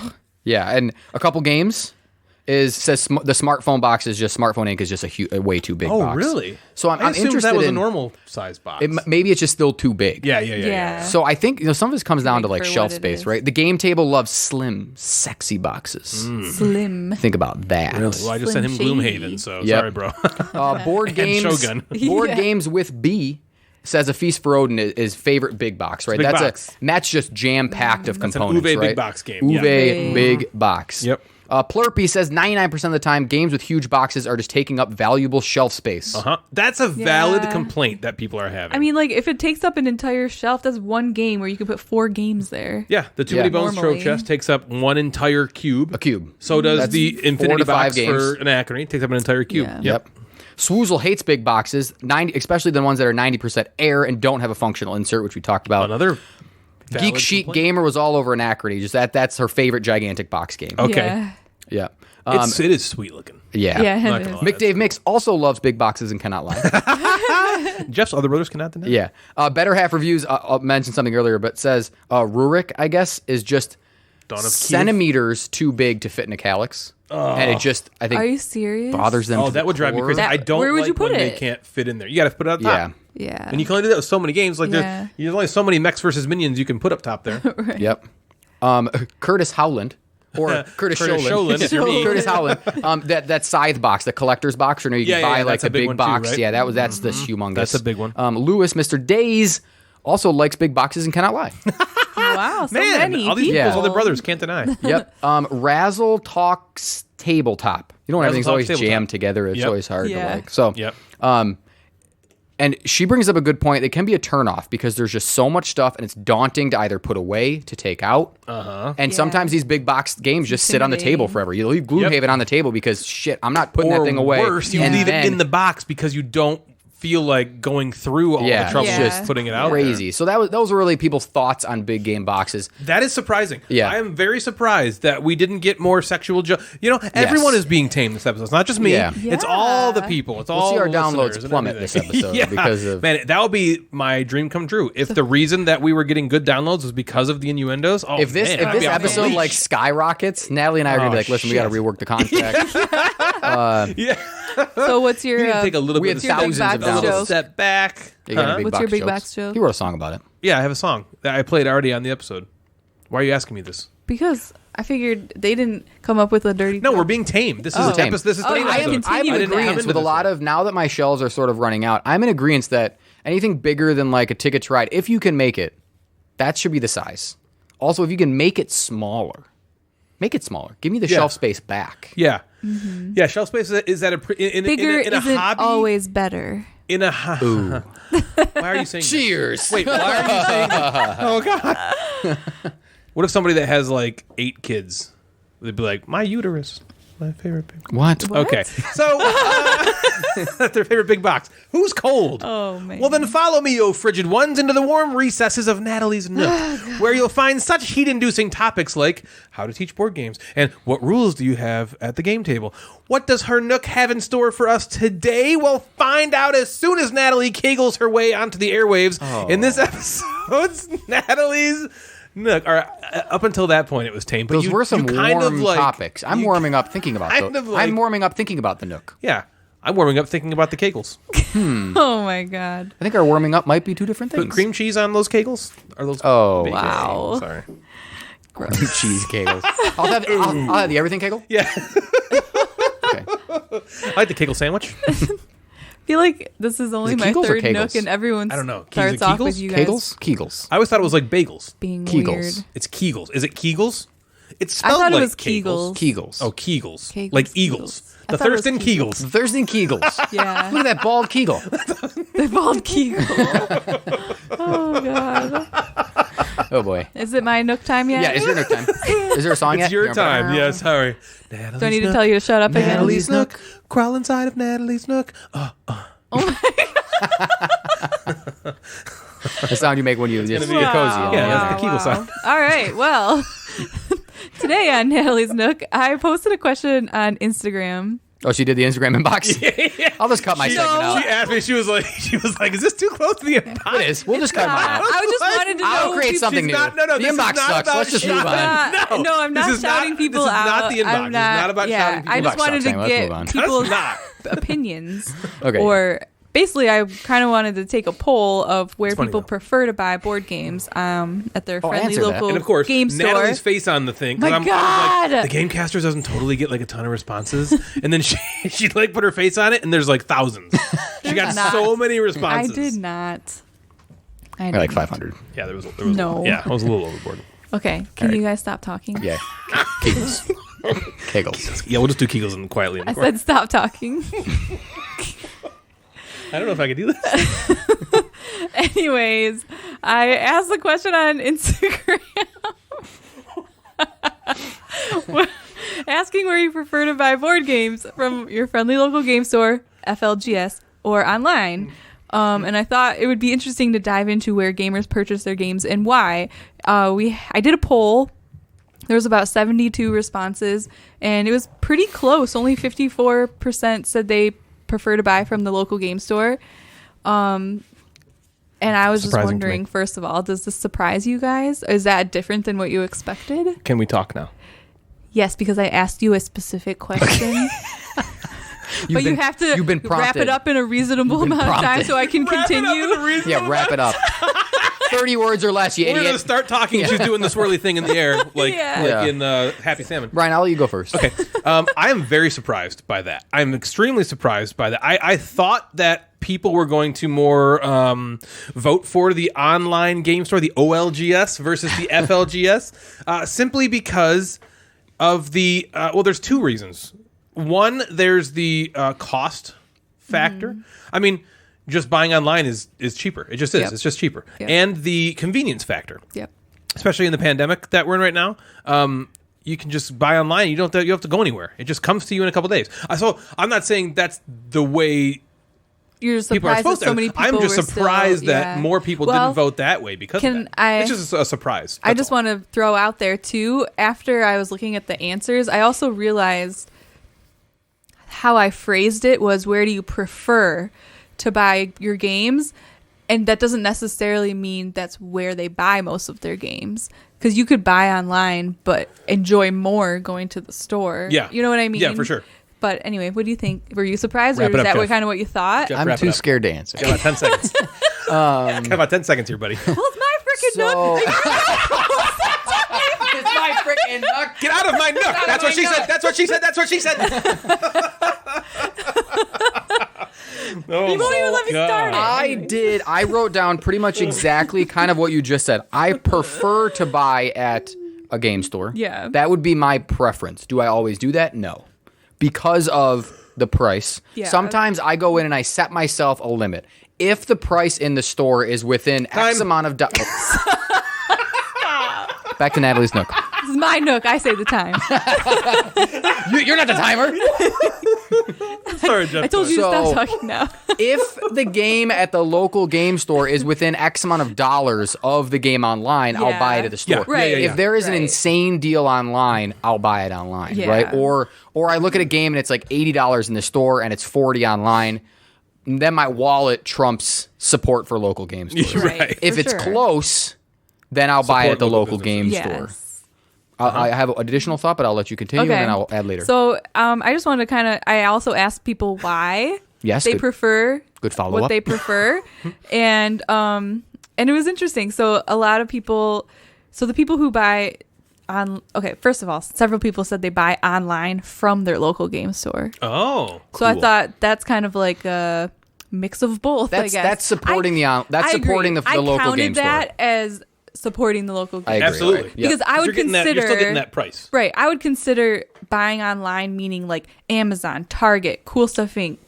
Although Cool like Stuff does have a physical store. they do. Okay. But I thought of like just like miniature massive, market, yeah. Same with them. bigger things, not just like a local store that there's like only one little business, Of course. Mm-hmm. Yeah. I think Yeah. Okay. So the responses in favor of online purchasing were things like, a lot of them are really similar, were things like the prices are lower. And some people are like, not just a little bit lower, like a lot lower, like $20, $25 cheaper, Yeah. can be. It used to be like a 30% was basically like the benchmark there. Yeah. Before Asmodee kind of.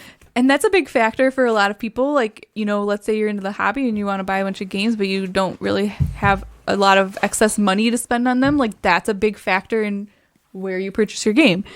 Several people said they don't have an FLGS nearby. Yep. Like, surprising. That was one of my points. That's Yeah. good. And so, like, for you, Jeff, you Yeah. live really close to RIW. I live close to 3, Yeah. right? Like I'm Right. super and even lucky. Us, we don't live like super close to any, but there's definitely yeah, like you said, at least 3 within like driving Convenience distance. is a huge Yeah. deal. I used to live Yeah. right down the street from Pandemonium, like literally right down the street, and so I would just go there all the time. But Right. now that we don't live next to one at all, Right. So some people don't even have an option. Yeah. They have to buy online. Yep. The feeling of having something on the way and like looking forward to it arriving, like getting a delivery. I get that. That's Okay. Yep. I do that every time I buy anything online. I'm like, ooh, something's When's it coming? When's it coming? Yeah, Yeah. so That's like, exciting. that's like an exciting feeling, and then obviously a lot of people are buying online more due to COVID. Sure. But that was it really. You mean I for guess online games? That was basically the only reasons for online gaming. Or online gaming, buying games online. It mainly seemed like pricing or no store close by were like the 2 main reasons. Sure. People chose online. But on the other hand, responses in favor of purchasing from a local game store were things like they wanted to support a local business, which makes sense, especially in the economy right now. That's huge because Sure. local businesses Small can't always businesses be open. go small business. Yeah. A lot of people said something like making friends and building relationships. Yeah, absolutely. Can't do that at an online game store. Suckers. Right. Chatting with others in the hobby who are knowledgeable about the hobby. True. Getting recommendations was a big one. I think that makes a lot of sense, especially people who maybe don't do a lot of their own research or are newer into the hobby and they just want a new cool game. They go in and they can go talk to somebody and get a recommendation. Like, tell me Right. about this one. Yep. Tell me about this one. Absolutely. point. You definitely can't you get don't have to reviews do- online to find that out.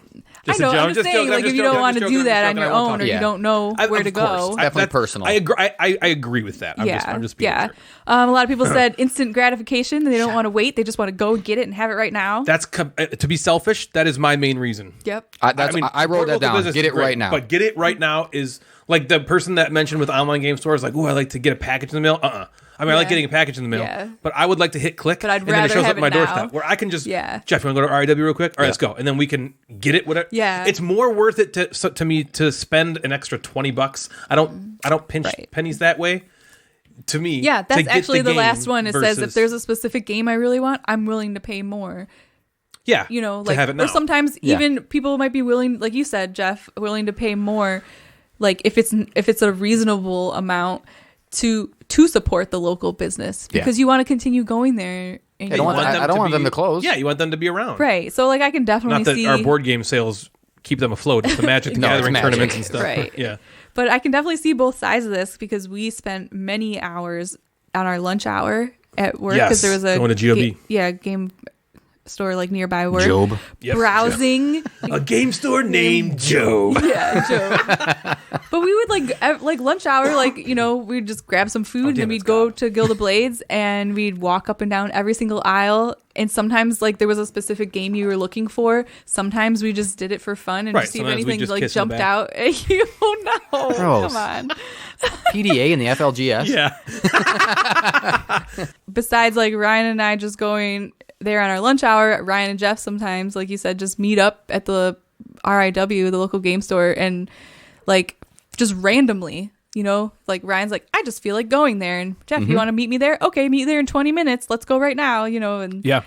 and this hobby is kind of like a community type hobby. Like not nobody, but like most of the time you're not doing this on your own. You're not doing it solo. You're doing it with people, like your friends or people that you meet, or you're building relationships. And so it kind of made, when I think about it that way, it made sense to me that more people preferred going to the store where you could have that human interaction than just buying something online. Especially if you don't have a group. If you don't have a group of gamers, a lot of people will go to their FLGS and they can play games there Yep. with other people that do that. Now we're lucky that we have friends who we can actually play games with, but a lot of people don't. So I could see that as a reason that people would want to build a community, Yep. with something like this. Absolutely. And one other thing I thought I kind of wanted to add to the pros of buying online is the selection is more. Oh yeah. Like you can definitely, like I know a lot of game stores, they don't get a lot of copies of certain games, especially like new games, and so like you might not be able to get the game you want when you go there necessarily, but might be available online. Yeah, there's game stores I've gone to where my personal collection is bigger than their stock. In your face. You know what I mean? Yeah. Stupid FLGS. I should open an FLGS called Ryan's FLGS. Ryan's basement. Ryan's basement. Come walk around, look at the shelves. Don't touch that game.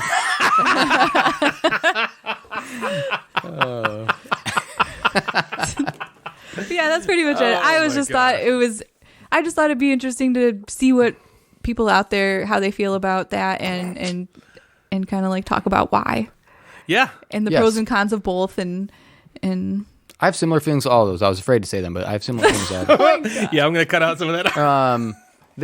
So I want to add something. Game library was something that I wrote down I thought was awesome. I also liked the move by Asmodee to raise their online prices closer to MSRP to let FLGSs be more competitive.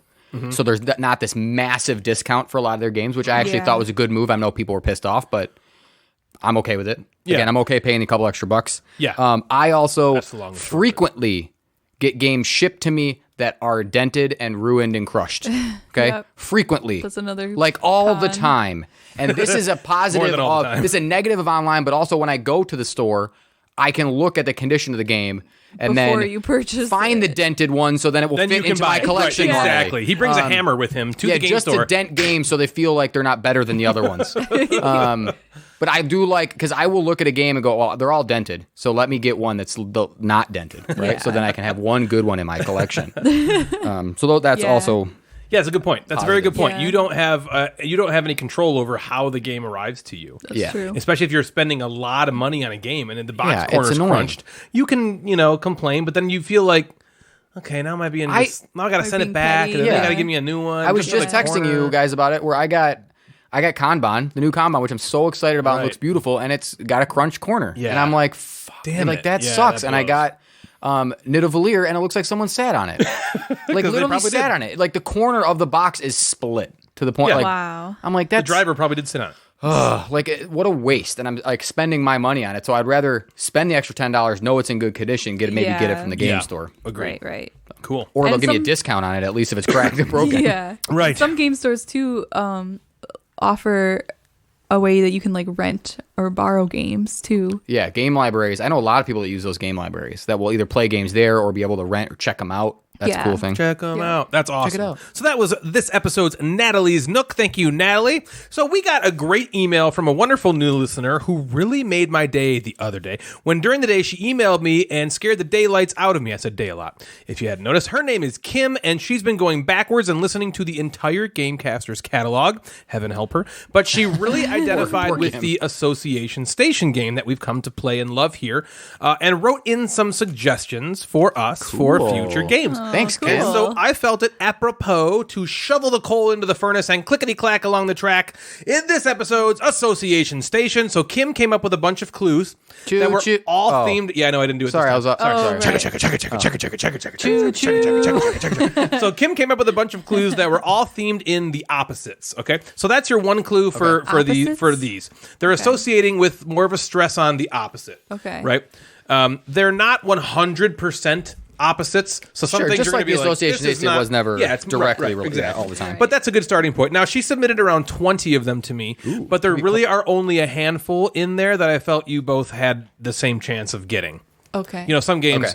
There's no way you've heard of them, Natalie, and Jeff would just easily get them. Or some games none of us have played, and it might just be a do little those ones. challenging. So I supplemented with a few of my own. riddles. The first five, I yeah. think, or 4 or 5 are the first 5 or 6 actually are all from Kim.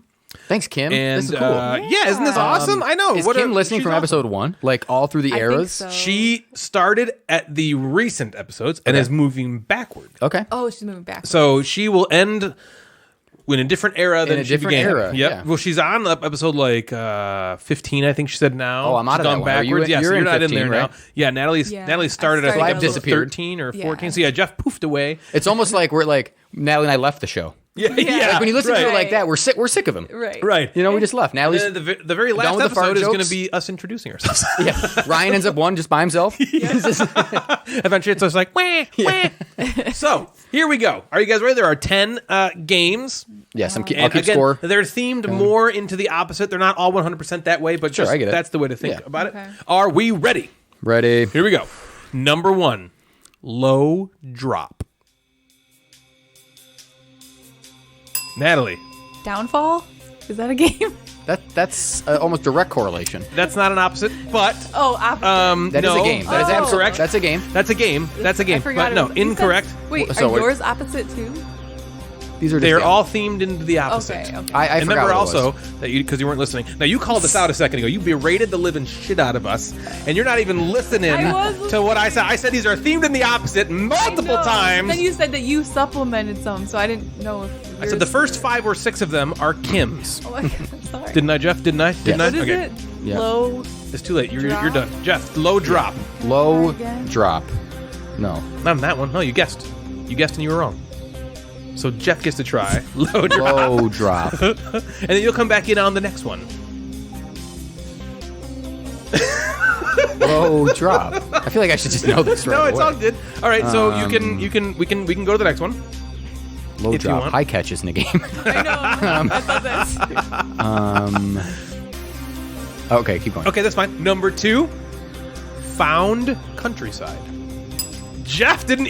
Wow, Jeff. Lost cities. Lost cities. I don't even feel like countryside was out of my mouth. First of all, I have to. You know how fast I have to get there before getting. I know. Yeah, swatted aside by Natalie Natalie. uses that engagement ring and cuts me up. Okay. All right, here we go. Number 3, Mrs. Jill. Mr. Jack. Mrs. Jill. Jill is not technically an opposite of Yeah, Jack, Jack and but Jill. yeah, you That's get it. funny. You get it. Isn't that funny? Mrs. Yeah. Jill. I read that. I was like, that's hilarious. We should make That's going in Mrs. there. Jill a game. Mrs. Jill. The super chill. Okay, here we go. Number 4, low plebeian. What? Plebeian? I don't know words that well. I don't know words that well either.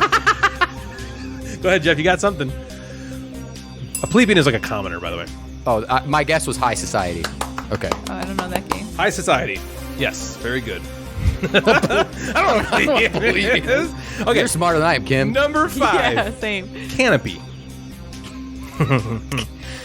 Canopy? Canopy. I don't know why I think that's funny. A canopy is things high in the trees. Correct. So, low a pea. Canopy. Well, what's the opposite of a pea? Pea. A poop.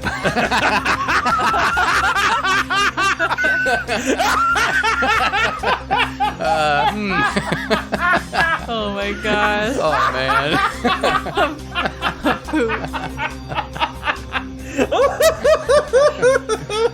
Canopy. What's a hide in the tree? It's something that would be low Yeah, it's on like- the forest floor. Canopy. The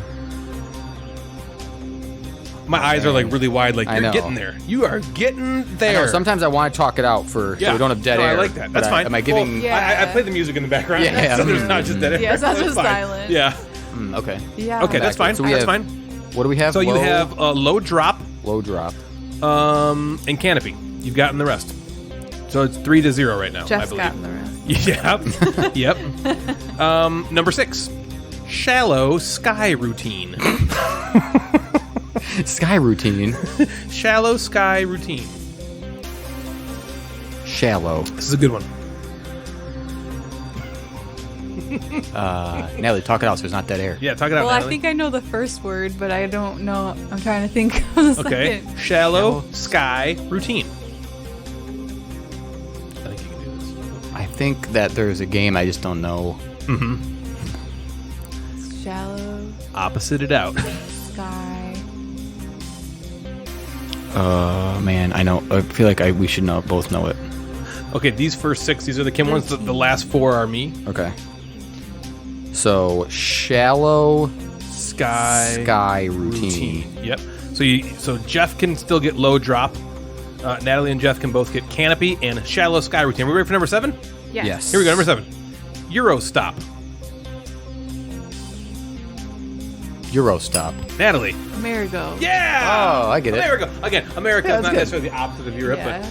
but Yeah. There we go. But like That's Euro good. games and Ameritrash games, that's what I thought. Yeah. Like, they're like, Ooh. Thank you. I like that. I like that. Just like Thought that's it two good. ways. Yes, good job. Confirmed. Oh, All right, number 8. As many as possible. as many as possible. As many as possible. Just as many as possible. Natalie. So not as many as possible. Yeah. As what's little the as opposite? As little as possible. Very few. Few. What's as little as possible? Jeff. Uno. Oh. All right. That does work. Yeah. It works, but it's not the answer. It's not I the figured answer. it wasn't the It's not answer, but I feel like. But I'll it do is anyway. basically. I don't know how it is. It's basically the answer. Oh, now you got to ring the bell. I did. Well, you're just muffled it with your hand. No, so you're muffling it. There you go, That's better. Natalie. Just one? Yes, Yeah. just one. Correct. Good one. Good one. Which is basically Uno. Okay, number That 9. happened in the past. I think it has too. I said Really? Uno. Like, and it Uno was, has come up just before. one or Oh, and it just worked for just one? Yeah. Yeah, makes sense. Okay, number 9. Separated DC. Jeff. Marvel United. Oh, good. Yeah. Makes Nice. Number 10. The South. The North? Nailed it. Yeah. All right, you got a couple to go back on here. Yeah. What's the score, Jeff? It's 4-3. Jeff's winning 4 I to have 3. 3? Yeah. Yeah, you got the South, Just you got one. Amerigo, and you got just one. Yeah. You came in at the end. You came in hot. All right. Canopy and Dallas. Canopy, Sky is- routine. I want you guys to talk out Canopy more because I think you guys are very close. Something about the forest floor. I'm not saying anything, but I think you guys were Ground. close. What's a ground cover? Ground cover. Moss. Detritus. Moss. Grass. Grassland. Sticks and small twigs. Small May small break rocks. my big- Pebbles. Very, very small rock. Very small A rocks. duck. She's a witch. Very small. I got Very better. small rocks don't float by. I got the way. better. Yeah. I got Small better. small rocks. Very small rocks. She turned me into a newt. I got better. Okay, I have a whole bunch of crap written down. Okay, that's low, Low drop. Low drop. Canopy. Yep. And Shallow sky routine. I feel like that's like Those 3. deep something. Deep opposite of sky, I hope opposite of routine. the background music's still playing. Yeah, it is. Routine. What's the opposite of routine? Well, how about we move on? And then if you get them, okay. okay, shout them out. If you don't, Jeff wins, and I'll tell you the answers. Oh man, I hope you don't get them. Sound good? Because Jeff's up 4-3. Here we go. Okay. So, as I've gotten so many big box games in the mail recently, so much that a song was parodied about them, we thought it was a good idea to stay right on the nose and tell you all our top 5 games that come in a bigger than normal box. We're going to go Natalie, me, and then end with Jeff this time. So, first. Natalie, why don't you start our top 5 big box game list off with your number 5? Sure. I just kept thinking of like really significantly big boxes, and so like there's a lot of games that I like kind of missed because I didn't think of just like kind of bigger boxes. You thought the extreme? I thought the extreme. So Big my box, number extreme. 5 extreme big box game is Tumbling Dice. Tumbling Dice, Oh, big yeah. box That box is so game. huge, can't fit in any game bag or anything. or any It fits shelf. in Doesn't fit nothing. seriously, I have to put it in between our game shelves. Yeah. On off days we're not recording because it's so freaking huge. I know. That came in at number 9 on my honorable mention. Well, number 4 on my honorable mentions. Very good. Very a good good. one. All right, my number 5. Oh, Jeff's got one. Is low drop high rise? Yes. Oh, nice. Okay. Low drop is high rise. Very good. Very All right. good. Jeff is now up I was like- 5 to 3. I was like, it's towers. High instead of high drop. catch. But yeah, rise. Okay. So you got to get the last 2, Natalie, or else Jeff's going to win this. I think he's gonna win. Let's that. tie. We'll see. Let's just tie. Who If cares? you tie, then we high five and I win. All right, number 4. No, number 5 for me. I haven't done number 5 yet. Now, my number 5 is a game. After I got this, that literally takes up an entire cube, and it is the Too Many Bones Trove Chest. That is so freaking cool. But it is like it's like made out of like Pyvex. Is that a thing? I don't know. It's made out of this like really like durable like plastic kind of hybrid material, and it literally takes up the the entire exact cube. size of The a cube. exact- You size. don't pull the thing out to play it. It's got like a cover that you take off, and then there's drawers that you have with a giant magnet that you pull the out. coolest game box That's cool. I've ever seen. It's freaking It is sweet, so awesome. but massive. but massive. So that's my number 5. Too many it's bones. nice that they made from it Chip fit Theory. perfectly in that cube. They did it on purpose because Calyx is the number one. So it was done on purpose. It was done on purpose. Okay. They did it on purpose. It was done because they know the majority of board gamers shelve their games in Calyx shelves from IKEA, so they specifically made this with the dimensions. I mean, it's like 1/2 of 1 millimeter on each side that is left open perfect. space. You could put maybe a sheet of loose leaf paper if you'd like. That's up to you. Oh, good. A place to store my loose leaf Whatever else paper. you wanna put in there. One. It is loose. Do you have printer paper? You have one right there. Right there.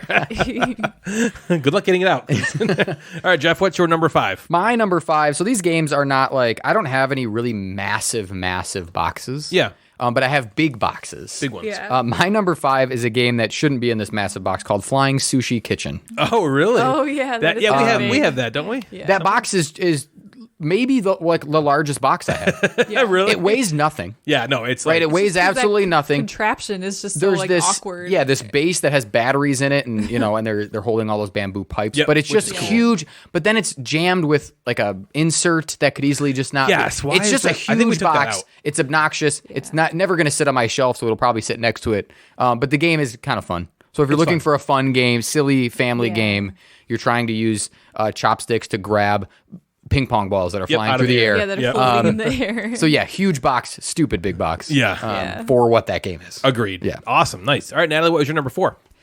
My number 4 is It's a Wonderful World. That is a big box. Although Yours is know bigger than mine. yes, the retail version is normal- normal size. Yeah, the retail version is normal size, but the other version is like really big and has a lot of stuff in it. It's humongous. And it doesn't have drawers or anything, but it does have like those individual little boxes Yep, inside tuck the boxes. box to hold the other Bunch stuff. of tuck boxes inside the box. That's a great one. All right, number 4 for me is a Stefan Feldkondom game that we got played not too long ago called Eurostop, and I really like Eurostop. It's a fun game. I mean, it's got the box has to be big because of the cube tower. I mean, you could, I guess, potentially like disassemble it every time, but then it would just be a pain in the It's ass. really Amerigo. So it has to be that big to fit the cube tower in it, and I love that game a lot, and it fits in the Calyx shelf, so I'm cool with it. So that's my number 4, Where is it? Amerigo, over in the Stefan Feld zone. Stefan Feld. So Jeff, what is your number 4, man? My number 4, I'll stick with the Dice Tower, Cube Tower game as well. Awesome. From Queen Games. It's the exact same size as Amerigo, which I think that there's a better way to store fit that? To store Yeah, that. there I probably think there's a is. better way to do it. I don't know what it is. Could go deeper, I guess, instead of wide. Yeah, Yeah. something. But that game is called El Grande, Oh yeah, which that has is a big. Grande box. It is definitely a grande box. That's a classic. I think people consider that a classic game. Oh, yeah. It's a great game. Yeah, modern classic. That is one of the quintessential, maybe the quintessential area control. Yes, and that would fall in that same. Queen Games had a whole bunch of just extra cube towers, so they were like, "Fuck it, let's just make a bunch of games with cube towers." Yeah. So yeah, El Grande, wonderful game, big box. Very cool. Yeah. Very cool. All right, Natalie, that's number 3. My number 3, I also wrote Too Many Bones because that box is just too cool not to put on. It is Too too cool. Too cool bones. Too Too many cool. cools. Too many bones. But it's too like a hunk of a cool. box. Too cool. It's a It's hunk. a hunk. It's definitely a hunk. Typical hunk box. 3 for me is a game that does not fit into our Calyx shelves, which is okay because Mechs vs. Minions is so beautiful. Again, we like game trays in games. Mechs vs. Minions certainly has that in spades. All the little minions fit in there perfectly, and it just looks, when you're like taking the box apart, well, I guess you're not taking the box. When you're taking the box lid off and taking the game components out of the box, there is like some pure joy you have in how they engineered how to get everything into that box perfectly. And you cannot believe the production values that went into that game that only cost $80 retail. Yeah. You feel like you should spend like $300 on this thing. It's freaking amazing. And it's enormous, and I love it. Mechs vs. Minions. All right, Jeff, what is your number 3? I'll just move some things around. Mechs vs. Minions, I'll move to my number 3. That was your as number well. 3? Oh, okay. Yeah, and I think, didn't they report like, yeah, we lost money on this, but we don't care. Yep, they're a Because the billion-dollar publisher is company. a billion, like video Riot. game. They're a Yeah, video Riot- game company, Riot right? So Games, who makes they just League of produced this because they Legends. wanted to. Yep, a love And- letter to the board game world. As well. Yeah, which is cool. Yeah. It's a humongous box. It's not good looking. I like it. You don't yeah, like it? I it's think okay. I really like it personally. Like it's cool for being massive, and it classic. looks like it's like a steel box. But, yeah, I kind of like that. yeah. I guess for the theme, it makes sense, but it's not. It doesn't like. It doesn't do wouldn't anything catch for my you? eye, right? Right. But it is a massive box. So Yeah. that was my 3 it as well. is. All right, Natalie, that brings us to number 2. Well, I had that on my list too. As number 2, Well, say it. can Who make cares? it. Crossover's okay. okay. Max vs. Minions. Oh, tell us about this one. Okay, that's nice. I like it. You like it too for the same reasons we like it? Yeah, I just ditto everything you guys said. Very good. All right, number 2 for me, I just called Vital Lacerda. Because Yeah. all of the Vital Lacerda big box games are amazing. Every single one of them. Even CO2, which doesn't have the Eagle Griffin treatment yet. I think it will probably sometime years later once the license maybe is returned to Vital. But every single one of the Eagle Griffin big box Vital Lacerda games are beautiful. I honestly own them all because that's like the one game series I want to collect. So I have them because I want to Yeah. collect them. And he loves them so much that he sells them and then buys them back. Well, that's why I bought them back. So I sold them, and he just right about that. And I sold them because I was like, I'm not going to play these very often because they're so heavy. Right. They're not going to hit the table that often. Yeah. But I ended up buying them all back for hopefully the final time because I just want to own them. Yeah. I don't have much. Most of my collection is if I don't play it, it's gone. That's my most of my collection is like. But there's a few like that, and maybe Mechs versus Minions, and Too Many Bones, where I just want them, Right. Because like, I they're might not play beautiful. that again, but I want it. Yes. All right, Jeff, we've come to number 2, Okay, I man. have some of those. Yeah. My number 2 it's not a massive box, but it's bigger than what we've talked about as being a big box. Is a game called Kemet, which I really love. It's a big box. One of my favorite games, but yes, it's a big box, big long box. Still fits in a Calyx shelf, which is wonderful. But it's a big one. I would love an insert for that game. There gotta be a 3D one you could print. Yeah, there Probably is take somewhere. Yeah, probably be huge. But yeah, that's a big box that I like because it still fits on the Calyx, but is a pretty hefty Yeah. Sure. box. Yep. Gotcha. All right, Natalie, we've come to number 1. My number 1 is Mansions of Madness. Second edition. That's a big old The big box. old box because it has all those little tiny crappy mini things. Ugh. It's so deep. and it, and all like the. You were looking around for it. We actually got rid of it. No, I wasn't looking Oh, at it. that's first. I right. know we got Oh, rid okay, of it. okay. Yeah. Yep, because I Forgotten was Waters just is kind of seeing if there's, like, I feel like we anything- played it enough, Yeah. You know. Yeah. Do you know? Yeah. I know. But it's a big box. It's a good one. Yep. That's a great game. I don't really know what else to say about this category. Big box. We didn't have as much crossover as I thought. My number 1 is a game that I'm sure will not be Jeff's number 1, so I know we don't have the crossover, at least on this one. And I have 2 versions of it in my collection. Both of them have enormous boxes, and that is Claustrophobia. Oh, wow. That's not what I thought you were going to say. Claustrophobia is, again, one of my favorite games of all time. Yeah. And the first edition is a big coffin-sized box, and the second edition is even bigger in every way. It's longer, and it's wider, and it's more bulbous. Yeah, it is. It's more bulbousy. And so that's my number 1, Claustrophobia. What did you think my number 1 was going to be? Anachrony. Oh, nope. I Yeah, almost that put is just Anachrony, massive box. And then I was like, well, he's probably going to say it, so I won't. It's in my honorable mentions. But before we get there, Yeah. let's hear Jeff's number These are 1. these are just good games in big boxes, Yeah. right? Yeah. These aren't necessarily the biggest box. No, yeah, it's not Right. the biggest box. Right. This is one of my favorite big box game. Defenders of the Realm is a Amazing. massive box with just full of shit. Yeah. It's full of stuff, Yeah. and it's also so big. They've had so many expansions that I don't know if it all fits in the base box. Yeah, I think he had to get a different box. Which one thing I don't remember who I was talking to, so I apologize. But somebody said it's okay if you make bigger boxes, anticipating that expansions are going to fit in these Yeah. boxes. And Yeah. I thought of a game like Orleans, which that might need a bigger box. It does. because Yeah. now it's just it's like half bulging. open. Yeah. You know, if you put everything in that box, it's And you can't. it's a bulger. You can't. The cooperative expansion thing, it has a box the same size. I have as it's that. the separate box Yeah, because like- it's taking yeah, the same it's too room. big. So yeah, big Or too boxes. much. Do you have any honorable? I sure do. Surprised you didn't Mentions. put Cloud Spire. Cloud Spire is too. number 6. I already had, I don't want. We didn't need 2 Chip Theory games boxes on there. Cloud Spire was my number 6. Arnak was number 7. Anachrony would have been my number 8. Tumbling Dice was number 9, and then Mansions of Madness Second Edition was my number 10. I didn't think about Defenders of the Realm. That's a very good one. I would have probably put on there had I thought I know about it. we both love that game. That's Yep. one of You ours. already- It's a great said game. everything I said I everything. had, What about you, Jeff? Yeah, I had Amerigo on my list as well. I also had games that haven't played, but I know like Mage Knight is something that is a humongous That's got a box big that box. people Or get. Gloomhaven. I like that That's a box. huge Joe's got Of course. Kingdom Death But Monster we that haven't just played is it. like Yeah. way too big. In- You know, right. some of these things are just like It's obnoxious. Gloomhaven is huge. And of course, Gloomhaven is maybe what sparked the that's like what you conversation think of of just when you like think of that big is boxes. it weighs 30 Yes. pounds. Yes. But yeah, like some yeah. games we haven't played, like Ether Fields, that's pretty big. Or big. Dwellings of Eldervale. Gremlings That's a pretty big of box, too. Eldervale. So, do you guys know any of the last two that we need, like Canopy or Shallow Sky Routine? There's 2 left. If not, we will call it for Jeff, and I will tell you the answers. Canopy. There's kind of 2 clues in here. So, the one for Canopy, the first clue is like it's kind of an opposite, and the second clue is it's one word. So it's Canopy. Right. Yeah, Canopy. Canopy. Canopy. Canopy. Forest floor. That's 2 words. How about this? This is giving it Yes, away it a little is. bit. Go deeper than the forest floor. What's even underneath? So if the canopy Dirt. is the top of the tree, what would you say is the bottom of the tree? Oh. Oh, You Jeff. want it? you can get it. You thought of it first.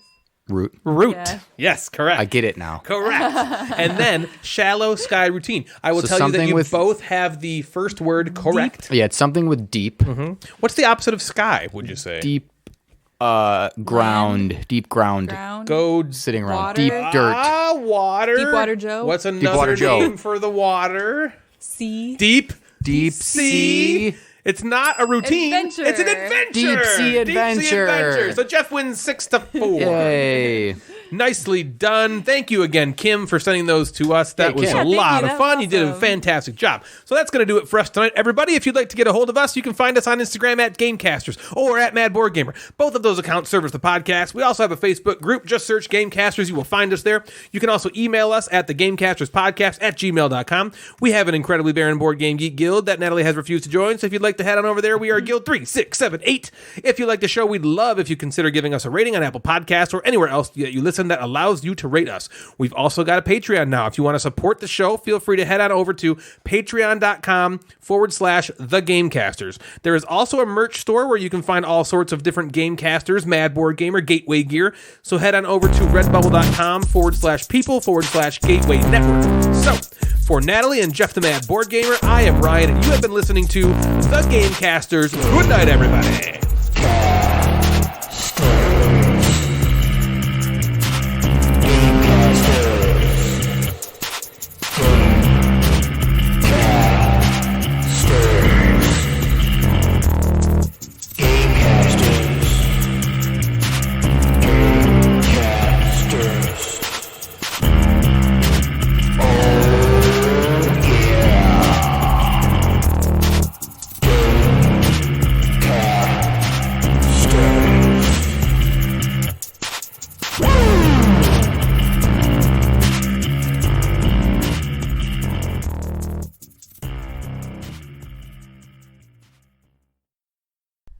I'm going to take a test. Do you want to take a test with me, Natalie? Start Take a saying test. the same thing. You want to take a test? I want to take a test.